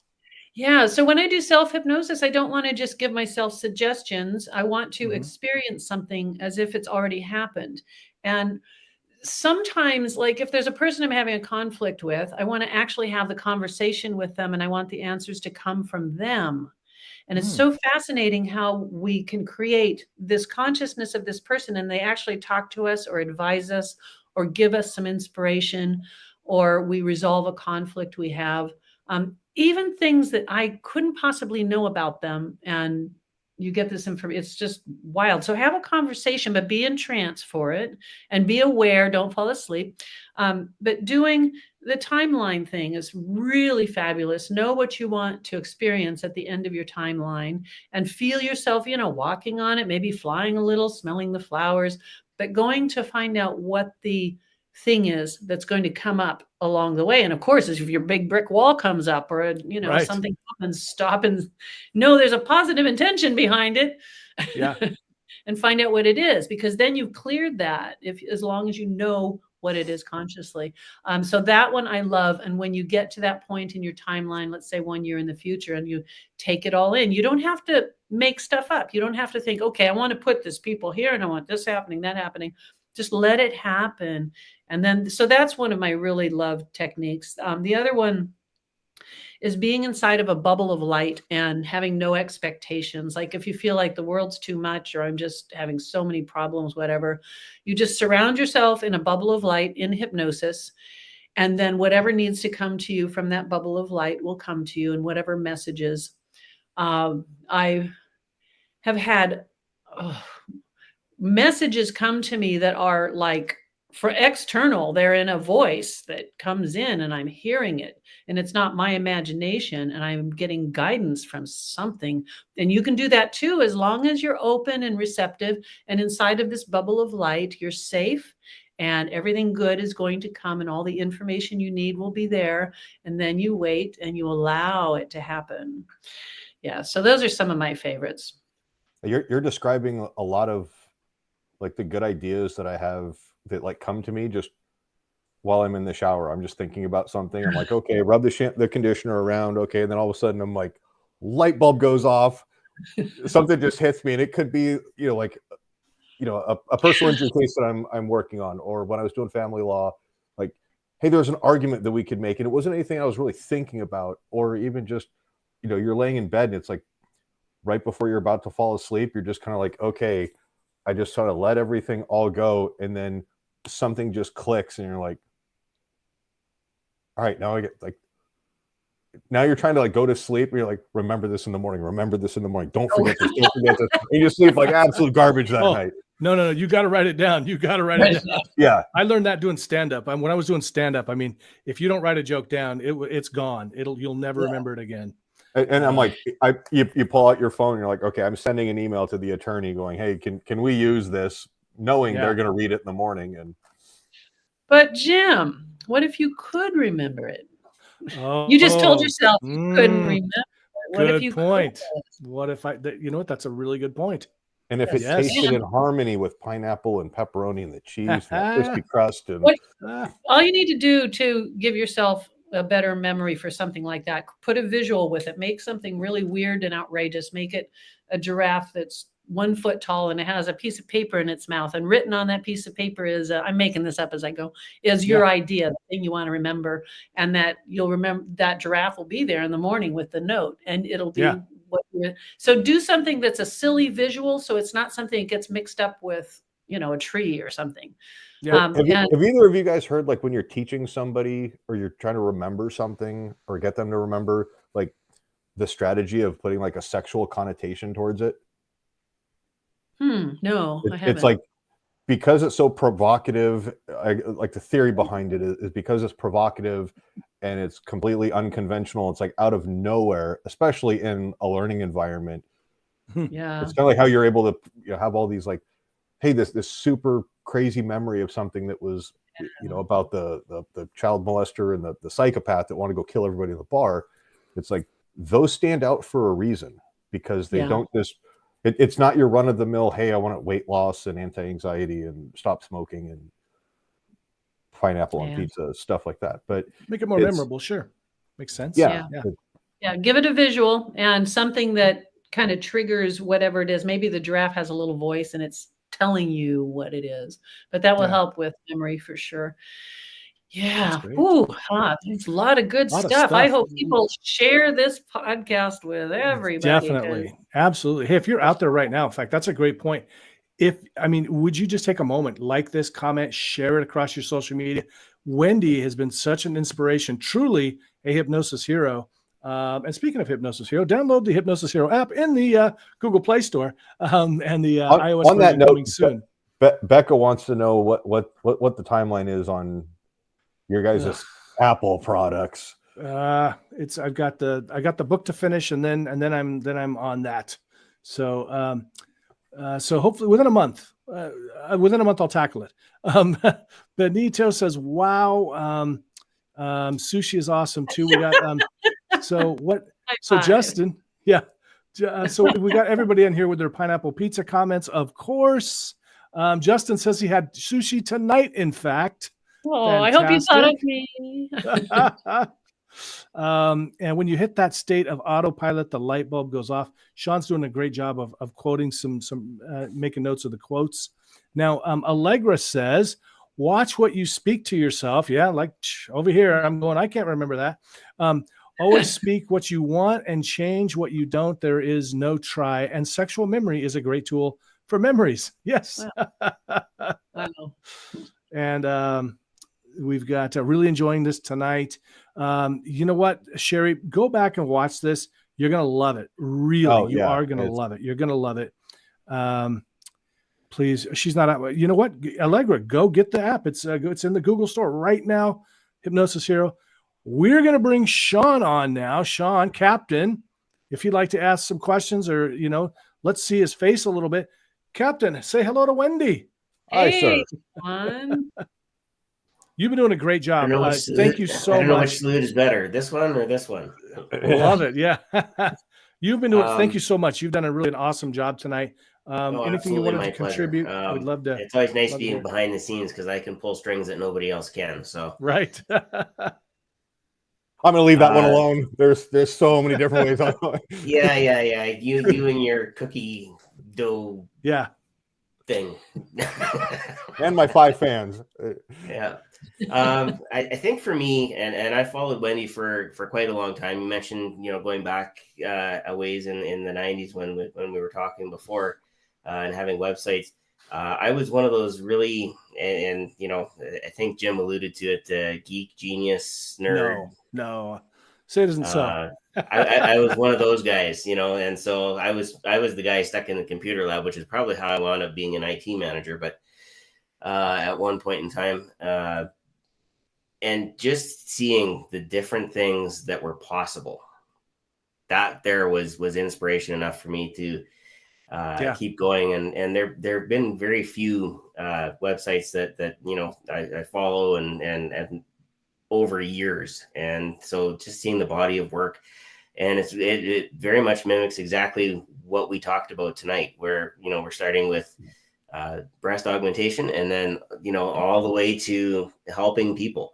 And I think the one point that I would like to leave everybody with is having that heart is huge. For those of you that don't know, I work in education. I've been an IT manager, teacher. I'm a consultant. I'm almost close to retirement, so I can go into hypnosis full time. But having that heart is absolutely huge. We talk about trying to build rapport with people. If you have a heart for people, that rapport is going to come very naturally. And I see it with students and teachers. I see it with teachers and their colleagues. And when it happens naturally, it is so amazing and so quick, and it's really, really fun to watch. And then, of course, there's real power behind it, because not only are you able to get to the root of that problem quickly, you're able to go a little bit further and help them take that next step. Yeah. Great feedback, Sean. Really. And really you, nice. you can use a lot of the skill set and even mindset if you're in a leadership position. Oh, absolutely. Because, the trust of your people. If you help them succeed, their job is to make you look like a rock star, and your job is to get them what they need to be successful. Yeah, absolutely. And I'll use my own experience as a manager. So 20 years as an IT manager. My leadership style, excuse me, my leadership style for, hang on, there we go. sorry about that. My leadership style for the most part was make it so, as opposed to get it done, because they're two very different styles. Get it done means, you know, it's a real negative behind it. You're already behind the 8 ball. Just go get it done. Don't talk to me. Just go get it done. Whereas make it so is you come to me with a problem. Tell me what your solution is. If I like it, make it so. Just go, you know, go do it. It gives a whole different feel to a department that, you know, for tech services, I designed it as a service. So we're here to serve the teachers so the teachers can serve the students. And hypnosis is very much exactly that. We're here to serve our clients so we can help them be successful in the world. I really like that, Sean. And, you know, and also if you take a chance to take a client that you think you really wouldn't want to work with, if nobody else is going to want to either, maybe you're the hero that does help that person that is brave enough. And the only one that will make a difference in their life and in the life of who knows how many other people. Like the child molester. I mean, what if everybody would have said no? He ends up in prison and a bunch of kids get hurt, you know, because you can't control your revulsion. That would be a tough one to deal with. And I mean, I have to applaud you, really. Hypnosis Hero. Absolutely. Really. There's a lot of emotion in it for me still because. Yeah, I bet. Yeah. Oh. Yeah. But it was just sometimes he would just be crying tears and snot, just letting go of all the stuff from his past that brought him to this point and actually releasing it and then becoming the man he wants to be. And it's been a career. Yeah, go ahead, Sean. Go ahead. One more thing about that. And you bring up a really good point. It's still an emotional situation for you. So how do you rebound from a session like that? Good point.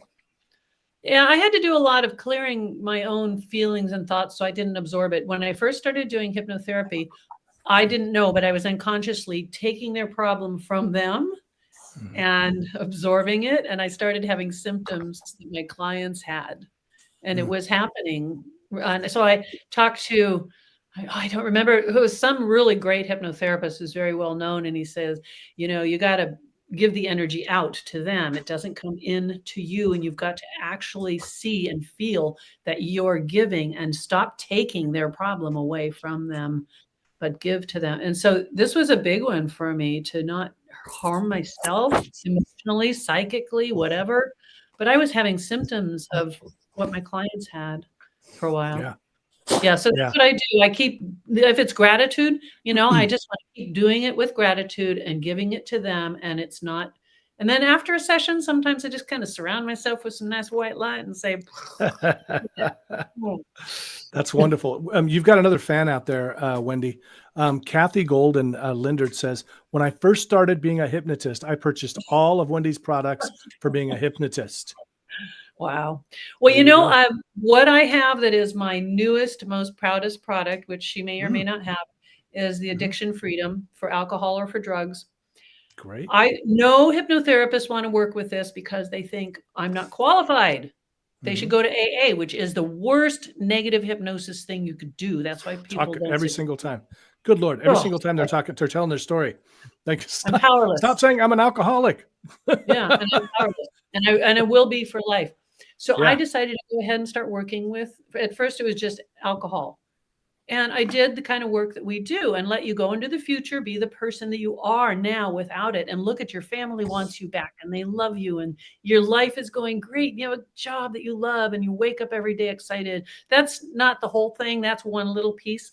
But I have about 20 different sessions that I do for people to quit drinking or quit drugs. And it keeps working and working. And they had no expectation that it would work. They had no hope. And it works. And I've got some brilliant stuff that I put into that program. And other hypnotherapists can buy the program to use with their clients. And even with groups, it's stunning what this thing has done. And I even had I was teaching a group of hypnotherapists. So it was about 50 people. And I had them put a duct tape on the floor across the room to divide it into 2 sections. And I said, go stand on this side.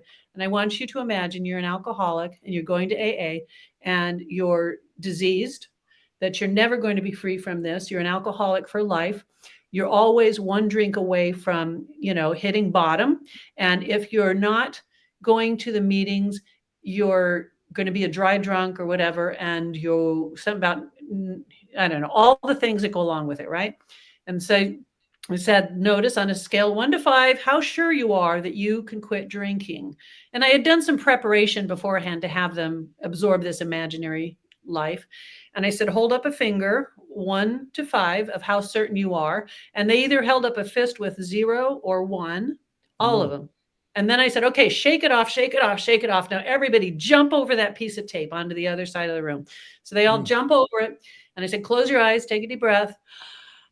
Okay, all of that's over there. And now I said, you are strong and powerful and in control. Alcohol doesn't mean anything to you. Yeah, it was in the past, but that's in the past. You know now who you are, and you know what it means to be strong. You know what it means you have integrity and that you love yourself and you love your family. You know what it means to be healthy, that you honor your body and you feed your body good food, good words, good music, and you're in control. And it's easy for you to be in control. And if you see alcohol, you think about alcohol, it's not a thing. So then I said, now hold up how many fingers, how sure you are that you're not going to be drinking. And everyone's like 5.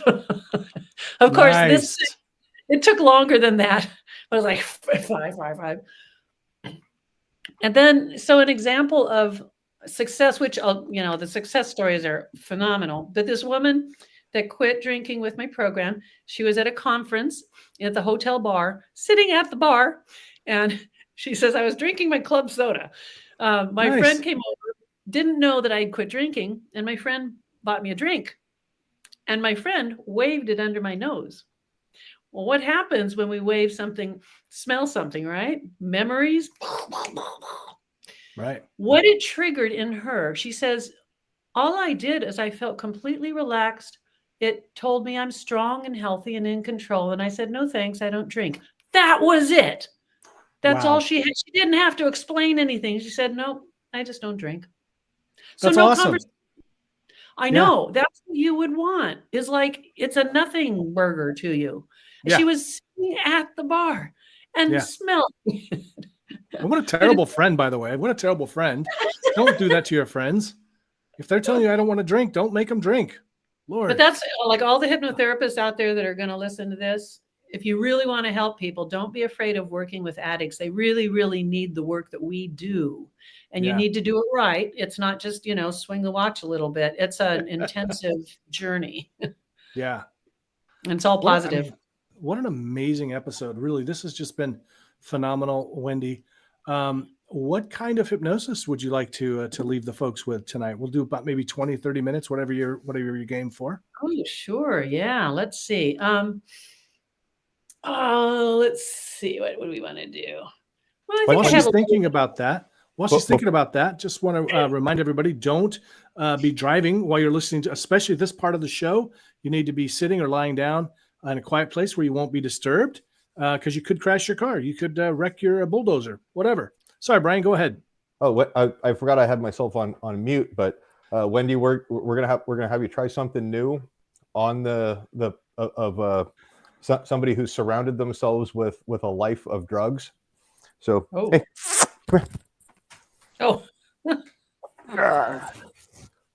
this is Sammy. Oh, Sammy. That's Sammy. Oh my gosh. So Sammy served with he's my best friend's my roommate's dog. He recently retired in September from the City of Monroe Police Department. He's a retired drug dog.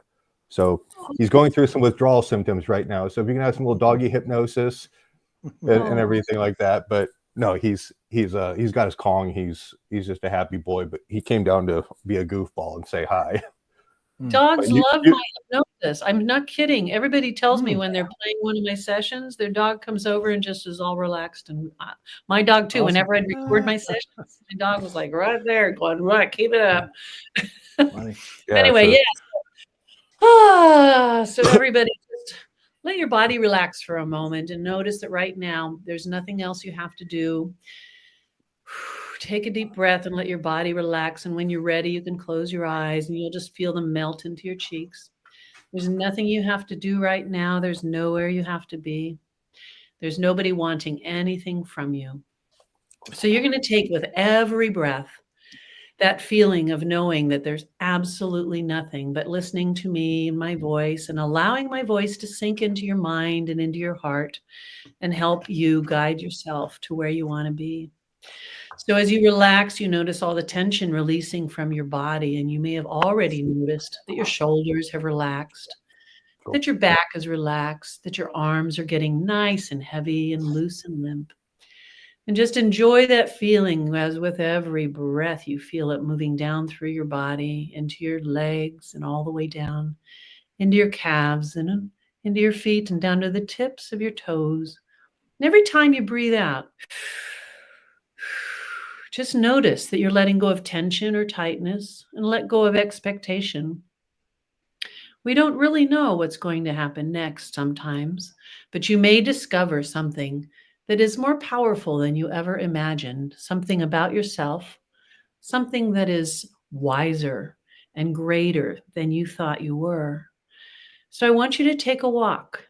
Imagine now with your eyes closed and your body relaxed, imagine a beautiful path in nature. And just stand there for a moment and notice that path and a feeling that you have of anticipation that it actually feels like something really interesting is waiting for you. And just take a few steps on that path very slowly and feel with each step a little tingle in your body. You can feel it. Yeah. And as you take a few more steps, notice that feeling of anticipation, wanting to know why you're here on this path.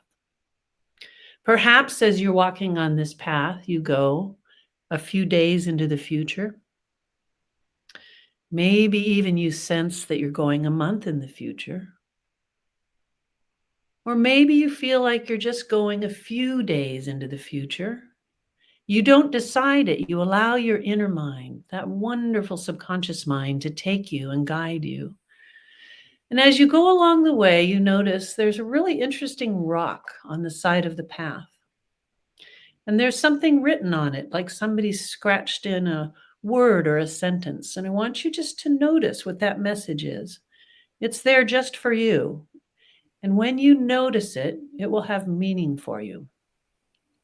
So notice that word or those words, and just take them in for a moment and take a breath. And maybe it's a quality about yourself that you haven't really recognized or that you haven't appreciated. Maybe it's a message of guidance of what is best for you to do next. So just take that in and remember that image of the rock with that message on it and start moving forward on the path a little more.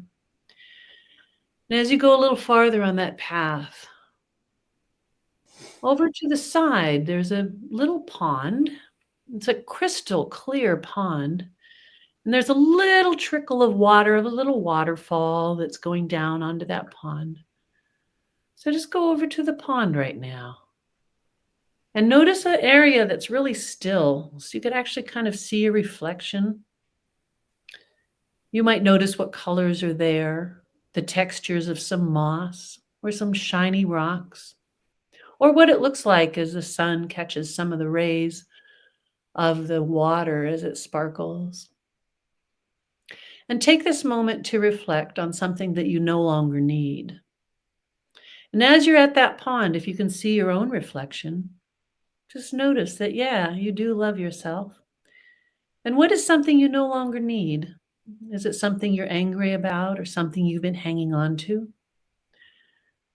Is it some pain that you've had in your physical body? What comes to mind first that you no longer need?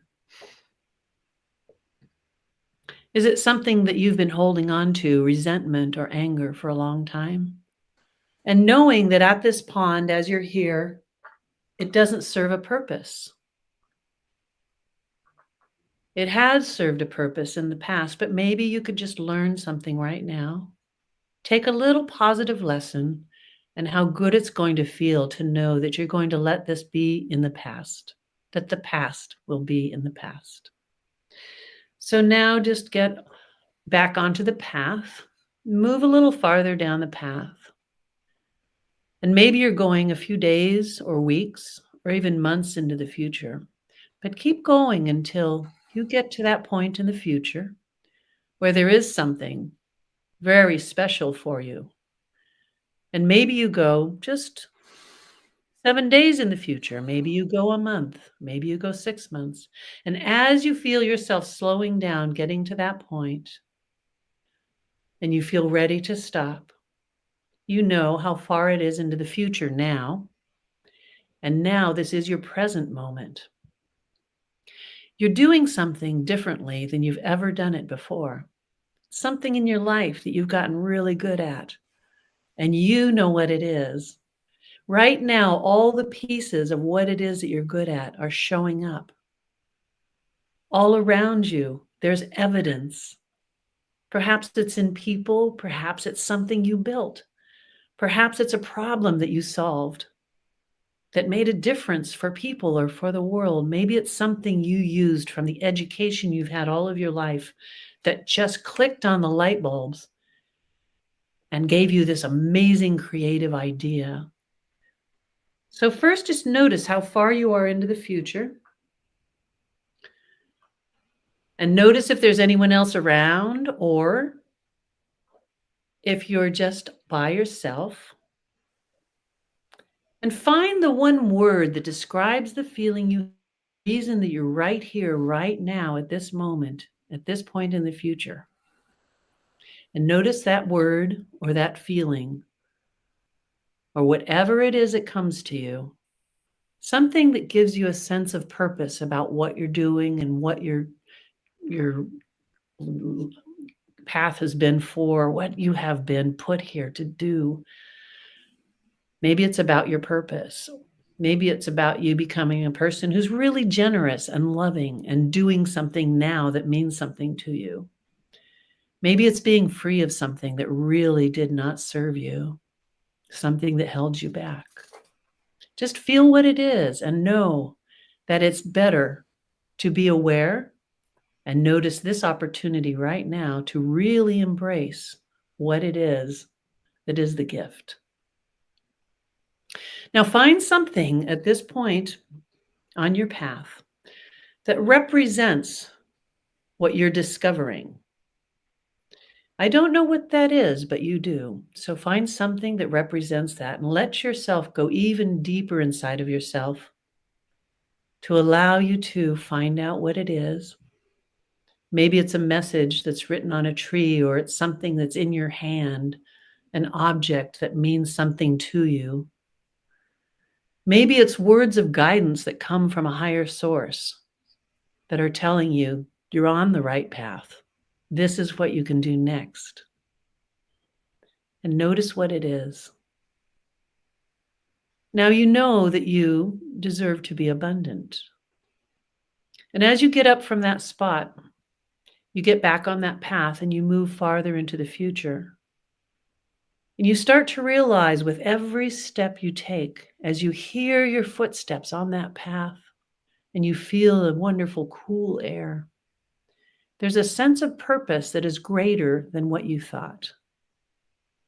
It's something that you truly are meant to do. So notice where the clues are.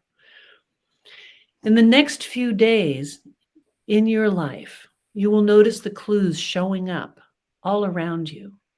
They're there for you to be aware of, to embrace them, and understand why these clues are coming to you. Messages, wisdom, people that you encounter who give you guidance. And it might seem very curious at first, but you are listening and you have an open heart and an open mind to notice why these people have been put on your path, your real path in your waking life.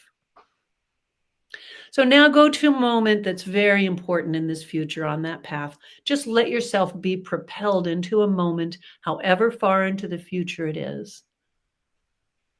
Now notice how far into the future and why your amazing higher self and your subconscious mind took you to this moment in your life, which is now the present. Let your mind and body absorb it as a present moment right now. And notice why you're here. The message is big and it's loud, and you're worthy of it, and you are loving what you're experiencing right now. This is what you've wanted, this is what you've asked for, and this is what you've needed, and you deserve this. So remember that every day, as you go about your daily life, you will see the clues and the opportunities. You will be ready and smart enough to take action or observe better, or take a deep breath and just absorb what's happening, what you're learning, or what you're being given. The gifts will be there. And you're able to pause, take those breaths, and notice them and embrace them. Now float up above that timeline. Just let your body float up, lighter and lighter, float all the way up. Oh, and take that big breath and bring back all the gifts that you are aware of consciously and below your conscious awareness. So bring all those gifts back, even the ones you don't know about, bring them back and come all the way back, floating over that beautiful path. And notice that since you've been on that path, now there's flowers and beauty and sounds of laughter and happiness in the distance. Come all the way back until you're floating over the present moment. And this present moment, everything has changed. Let yourself float down very slowly until your feet touch down in this present moment. Then notice that light. It's coming from above somewhere. It feels like it's penetrating your body, your brain, and going down into your heart, healing anything that is having a problem, creating more energy and more courage, more gratitude. And let that light fill the space between every cell in your body, as that light brings the message of knowing that you are grateful for your life, for what you're creating, and what you're going to be doing for others. Let that light go all the way down through your body and let it touch every organ, every aspect of your skin, your bones, your muscles. Create the highest state of health continually without you having to try or to work on it. Allow this beautiful light to be your healing today and every day. And feel that energy tingling in your body. It is like the most intense, beautiful feeling of knowing it is actually reaching all the cells in your body. And the next breath that you breathe, just breathe it in. And just say, I got this. Say that to yourself, because you got this. I can't wait to find out what you're going to experience on your journey in your life. Being so aware and so gifted and so beautiful, anticipating all the things that you get to do. Good. So be grateful right now and just send a wave of love through your body from the top of your head all the way down through the bottoms of your feet. A beautiful wave of love and gratitude for who you are and for who you're becoming every day. Good. And feel that wave of gratitude reaching all the way down into your feet, and you're actually feeling it in your toes. Yeah. So now that's so good. And what I want you to do is keep this with you every day. Go to sleep with it at night and wake up with it in the morning, being so aware of what you are creating. Good.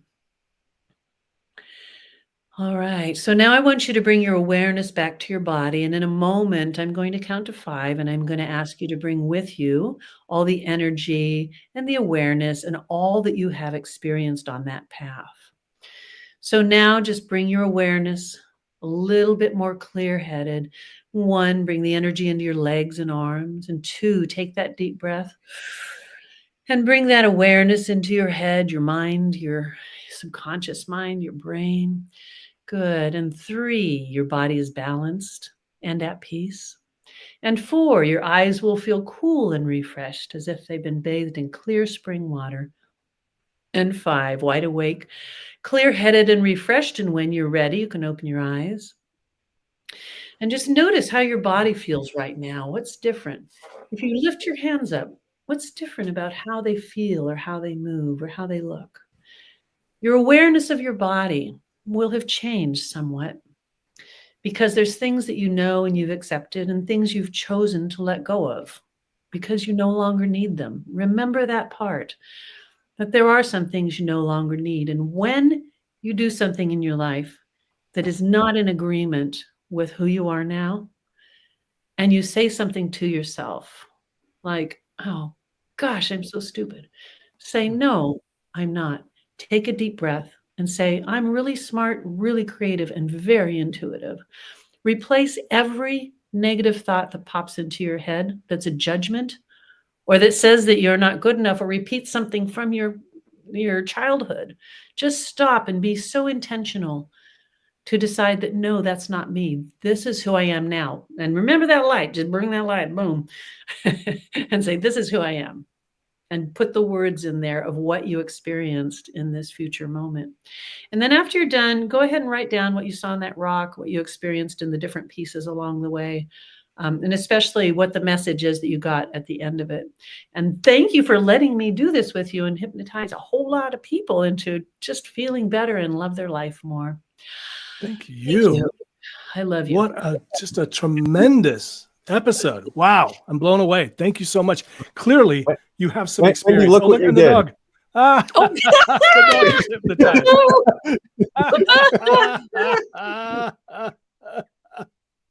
That's awesome. That's awesome. I got the dog. Really, that was just a tremendous. I can't wait to listen to this when I can be relaxed and really take it all in. Great episode. Glad I popped on. Oh my God. I was right there with all you. Ooh. Yeah. Going to lay down and let Wendi put me to sleep. Fantastic. I'm going to too. So Jim, you're gonna watch this later on, and there's a couple times during, like, you popped your eyes open and I was like, oh, he has got the jazz cabbage look all over him. She was saying I was hypnotized. Oh, you were 1,000 miles away, man. Yeah, it's so good for us. If you're a hypnotherapist or you're thinking about becoming one, what I just did, it also has an effect on me. It makes me experience those things, right? So we become better and better and better. We're not angry people. We're not lashing out at someone. We're not we're not judgmental because we're doing this for you guys. We get it too. And that's another thing that makes me just want to cry tears of joy. Because God, life was so effing hard when I started out. It was so bad. Remember, I couldn't put one foot in front of the other, But on that, it was only as hard as you made it. Right, yeah. And once you got out of your own way, you were unstoppable. Yeah, and it is all due to me doing the work on myself along the way, constantly doing the work on myself. And that's for all of you. If you're a hypnotherapist and you're not doing the work on yourself, you're missing the greatest gift of what you'll be able to give to your clients when you're, boy, wow. I'm a fairly emotional person, and I can tell what other people are feeling and thinking, and I know what my clients are thinking and feeling. And sometimes I see the same thing they're seeing, even though they're not telling me. And if you keep doing this work, you will see what they're seeing. Isn't that crazy, Jim? It is. Not crazy. No, I've had that. I've had that where it's such a weird and amazing thing. You're just kind of like, how did that happen? So connect with your clients, or if you're practicing on friends, let your mind just connect with them. Everything I described, I saw from, I think, other people who were doing this along with me. This is not something I had prepared or that I have particular, there was a message on that rock. Okay, well, we're going to talk about that. So but you do that when you're in trance too. And it's, oh my gosh, it's the best profession. It really is. And and like, go ahead, Brian. I was about to say, just from, you kind of got my little business mind going. I see a huge market for, there's PTSD stuff for veterans, but there's got to be a huge need for law enforcement and first responders. The stuff that they deal with. I've talked with my friend, actually Sammy's handler, that how they have to compartmentalize going from just hugely graphic stuff to now I've got to go deal with a Karen who, is angry that, the neighbor's dog, crapped in the yard and she wants a report and, something documented. But just the stuff that they go through, the things that they see that are not always like exposed to the public, that, they're people go, yeah, well, this is the job you signed up for, but it's the stuff that they deal with. Well, with hypnotherapy, we can help them compartmentalize that into maybe it goes into a gratitude container, that they are a person who's brave enough to do this work and actually help people and be so instead of it being the all this trauma, they're putting it into something a little bit outside of themselves. That's that they're grateful that they can do this. And or even some of the stuff that like I've talked with Jim, he and I worked together, where it's like, as a survival mechanism, you just pack it away and you're like, okay, I'm going to compartmentalize it. And then it's like, to me, I describe it like not taking the garbage out. You're like, I'm going to put it off in the corner and I'm going to throw a towel on it. It's going to be out of sight, out of mind. But then, like the stench starts, just festering and rotting and everything like that. And it's like, you need a tool or a mechanism to say, all right, we're going to process this and we're going to get it out. Like, yes, it happened. And, things like that.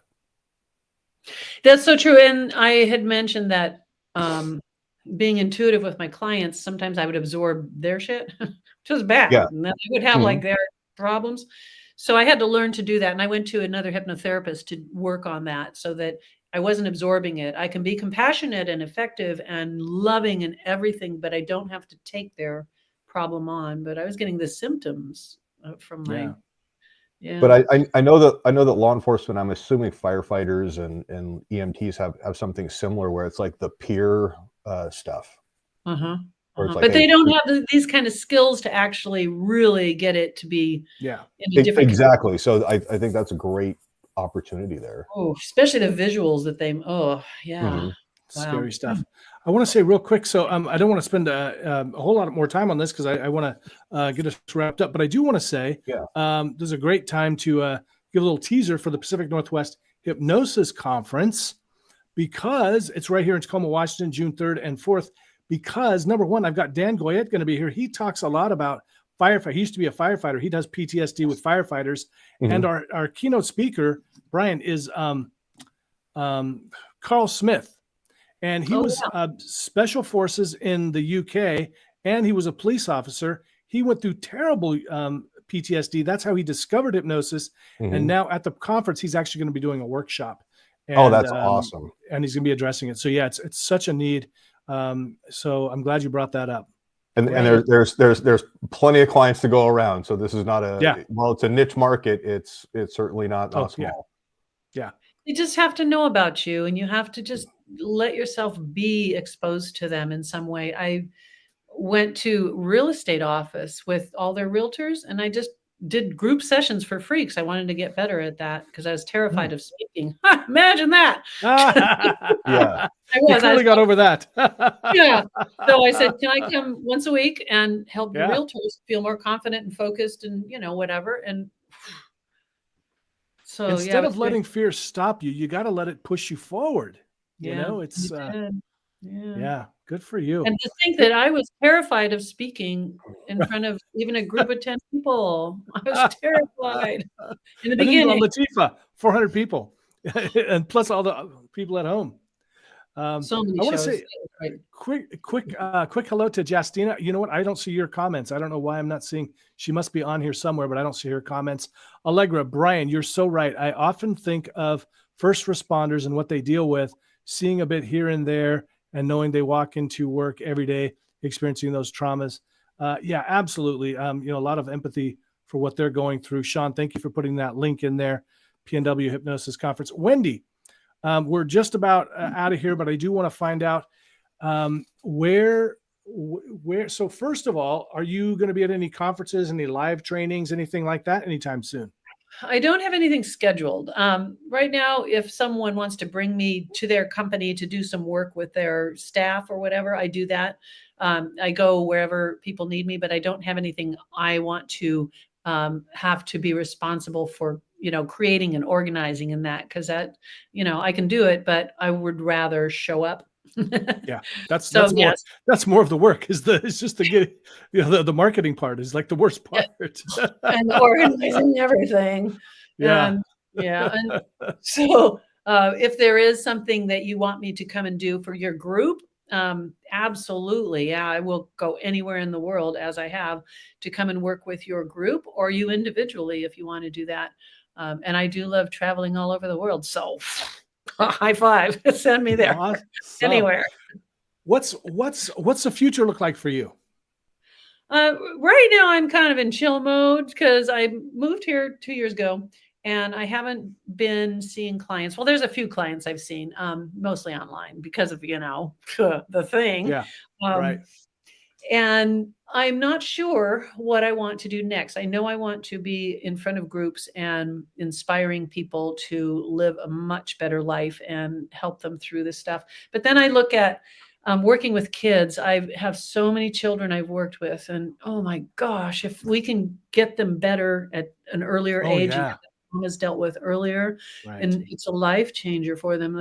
This little boy, I didn't work with him in person, but his dad told me, he says he won't go to kindergarten. He just cries and screams and he won't go in the door. Every day we go and he won't go in the door. Every day I try and I take him. So he listened to your CD that was about, I don't know, about being brave or something. I don't remember which one it was, but there's all these stories for kids. He says, the next day we go to school and he goes, okay, bye, Dad, and goes in the door. He says, what? Where are you going? He says, no, I got things to do or whatever. Just like that problems can be solved. So I want to be able to expose the work to more people, like doing a conference for teachers to understand how they better communicate with students and inspire them, or to work with first responders. I would do that in a heartbeat and help them to not carry the trauma with them, because we do absorb the trauma of these things we see. And lots of professions. I've done training for dentists, groups of dentists that they say the wrong things to their patients to make it work and give them more anxiety. This is going to hurt a little bit. No, don't say that. It's going to feel a pinch. That's okay. In Canada, I'm being Canadian, a typical Canadian, my dentist goes, I'm sorry. No, you're not. Oh, yeah, just come on. It's not hard. We can have a conference online with doctors, dentists, all that stuff to make sure that you're giving the right suggestions that we're going to have the effect you want. One of my doctors was into hypnosis. And so he would give you these suggestions that were like placebos, but he would say, oh yeah, this prescription, you probably are only going to need to take one of them. It just will get rid of this thing just like that. He would give you these positive suggestions. So you didn't. And so, in hospitals, doctors and nurses in hospitals, they can benefit from this, of helping their patients to heal by creating the expectations. Yeah. Sean, any final thoughts? Well, just in the last few minutes, every group that you hit on, there are thousands of people that can benefit from what we know. Yeah. And it's just up to us to be able to connect with them. Absolutely. Yep. We're changing a lot of lives, helping a lot of people, and allowing ourselves to live in the gratitude for the beautiful work that we do. Absolutely. It takes courage to do this. And if you don't have courage, fake it. You'll get courage. You'll really get it. You'll get there. Brian, final thoughts. I'm not going to say that I'm super interested in the penile enlargement stuff, but I'm also not going to deny it either. Just go to Wendi.com and you can find just what you need. Wendi, tonight was just an absolute joy. Usually we knock it out. We get started at 7:30 and we're done, 8:30, maybe 9 o'clock. But I mean, it's 20 minutes to 10. I'm imagining the sun is already starting to come up over in the UK. So we kept Becca up all night, but she's used to that. But I can't thank you enough. Every time I hear these stories, like my little squirrel brain just starts like going with ideas. Yeah. And for the people who it's interesting. Like I remember, just you'd be out somewhere like a bar or whatnot, and it's like, go talk to that cute girl over there. I'm like, well, I'd rather get shot at. Like, can I just go jump out of an airplane instead? Like all I have to do is lean forward, gravity does the rest. And, oh my gosh. Yeah. Well, yeah, now you'll be more aware of the things that you're doing to continue to negatively hypnotize yourself to feel that way. And you say, maybe I don't want to be shot at. Maybe I want her to come and sit on my lap.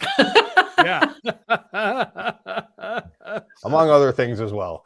I love it. I filtered out the, what I was seeing in my brain. Wendi, you're an amazing guest. You've clearly done this before. I appreciate you taking the time. Please come back on again. Yes, please do. If you ever have anything that you want to promote, and I'm sitting here going, man, I wish I had a more comfortable chair, because we could just talk all night. It'd be like the Joe Rogan podcast. We just, end it like in 4 hours or something. But I sincerely really appreciate you coming on the show. Of course, I appreciate you, Brian, Sean, for hanging out. Question, Jim. Yeah. If Wendi wanted to get into comedy stage hypnosis, how would she go about that? Might she know a guy or two or half a dozen? Many, yeah. I think you'd be good at it. Oh, I've done a bunch of shows. She does stage hypnosis. Oh, okay. I thought you only did the one where you're like, hey, no, that's the only bad one. The others were brilliant. Oh, okay. No, I must have skipped over that, but no, that's so there is I have it all on video. Sean, edit that out. If you want to watch the stage shows to get inspired, I can get you the videos of my stage shows. No, I'm definitely gonna pop you an email here when we're done, because I want to get that stuff out. PTSD, yeah. I'm gonna you'll have a whole page. It's free for anyone who's a veteran and needs help with that. Mm-hmm. Yeah. And I didn't realize that you had been a stage hypnotist. I'll send you a message about the Performing Hypnosis Summit that's coming up. So maybe that's something you might want to jump on. Let's see. So this was amazing. Thank you guys and gals for sharing and thoughts and experiences. And if you're out there, you want to learn more about stage hypnosis, mentalism, or if you already do know a lot like Wendi and you'd like to come and share that knowledge, go to performinghypnosissummit.com, March 11th and 12th. With that, Wendi, thank you so much. Sincerely, I appreciate it. Yeah, you're awesome. I hope to meet you in person sometime. I know you're a blast to hang out with. I can tell. I would love to. I could come to your conferences if you have an empty space that you need a speaker and have some fun. And we would clear a space if you wanted to come to any conference I'm doing, Wendi. We will clear a space. You check your calendar. You let me know. He might even arrange for sushi too. Right, exactly. Okay, we'll talk after we're done tomorrow. Absolutely. Yeah, absolutely. You know what? Thank you, everybody who's watched. I'm loving the new format. Brian, thank you. He's really the brains behind the operation. I'm the pretty one. And God, we're in so much trouble. Thank God Sean's here to catch us when we fall. I just again want to thank you. Please Sean is the adult supervision that we need. Go down. Just make it so. The Hypnosis Hero app. Exactly. Make it so. And go check out Wendi's website. It's so easy. It's wendi.com. How awesome is that? Check her out. And please do all the stuff. If you're on Spotify and that stuff, give us a rating. Share it with your friends. If you're on YouTube, do all the sharing and liking and everything. Sincerely appreciate you all so much. You three stick around if you will. We're going to end it right here. Take care. Be well. Be awesome. Stay free, guys.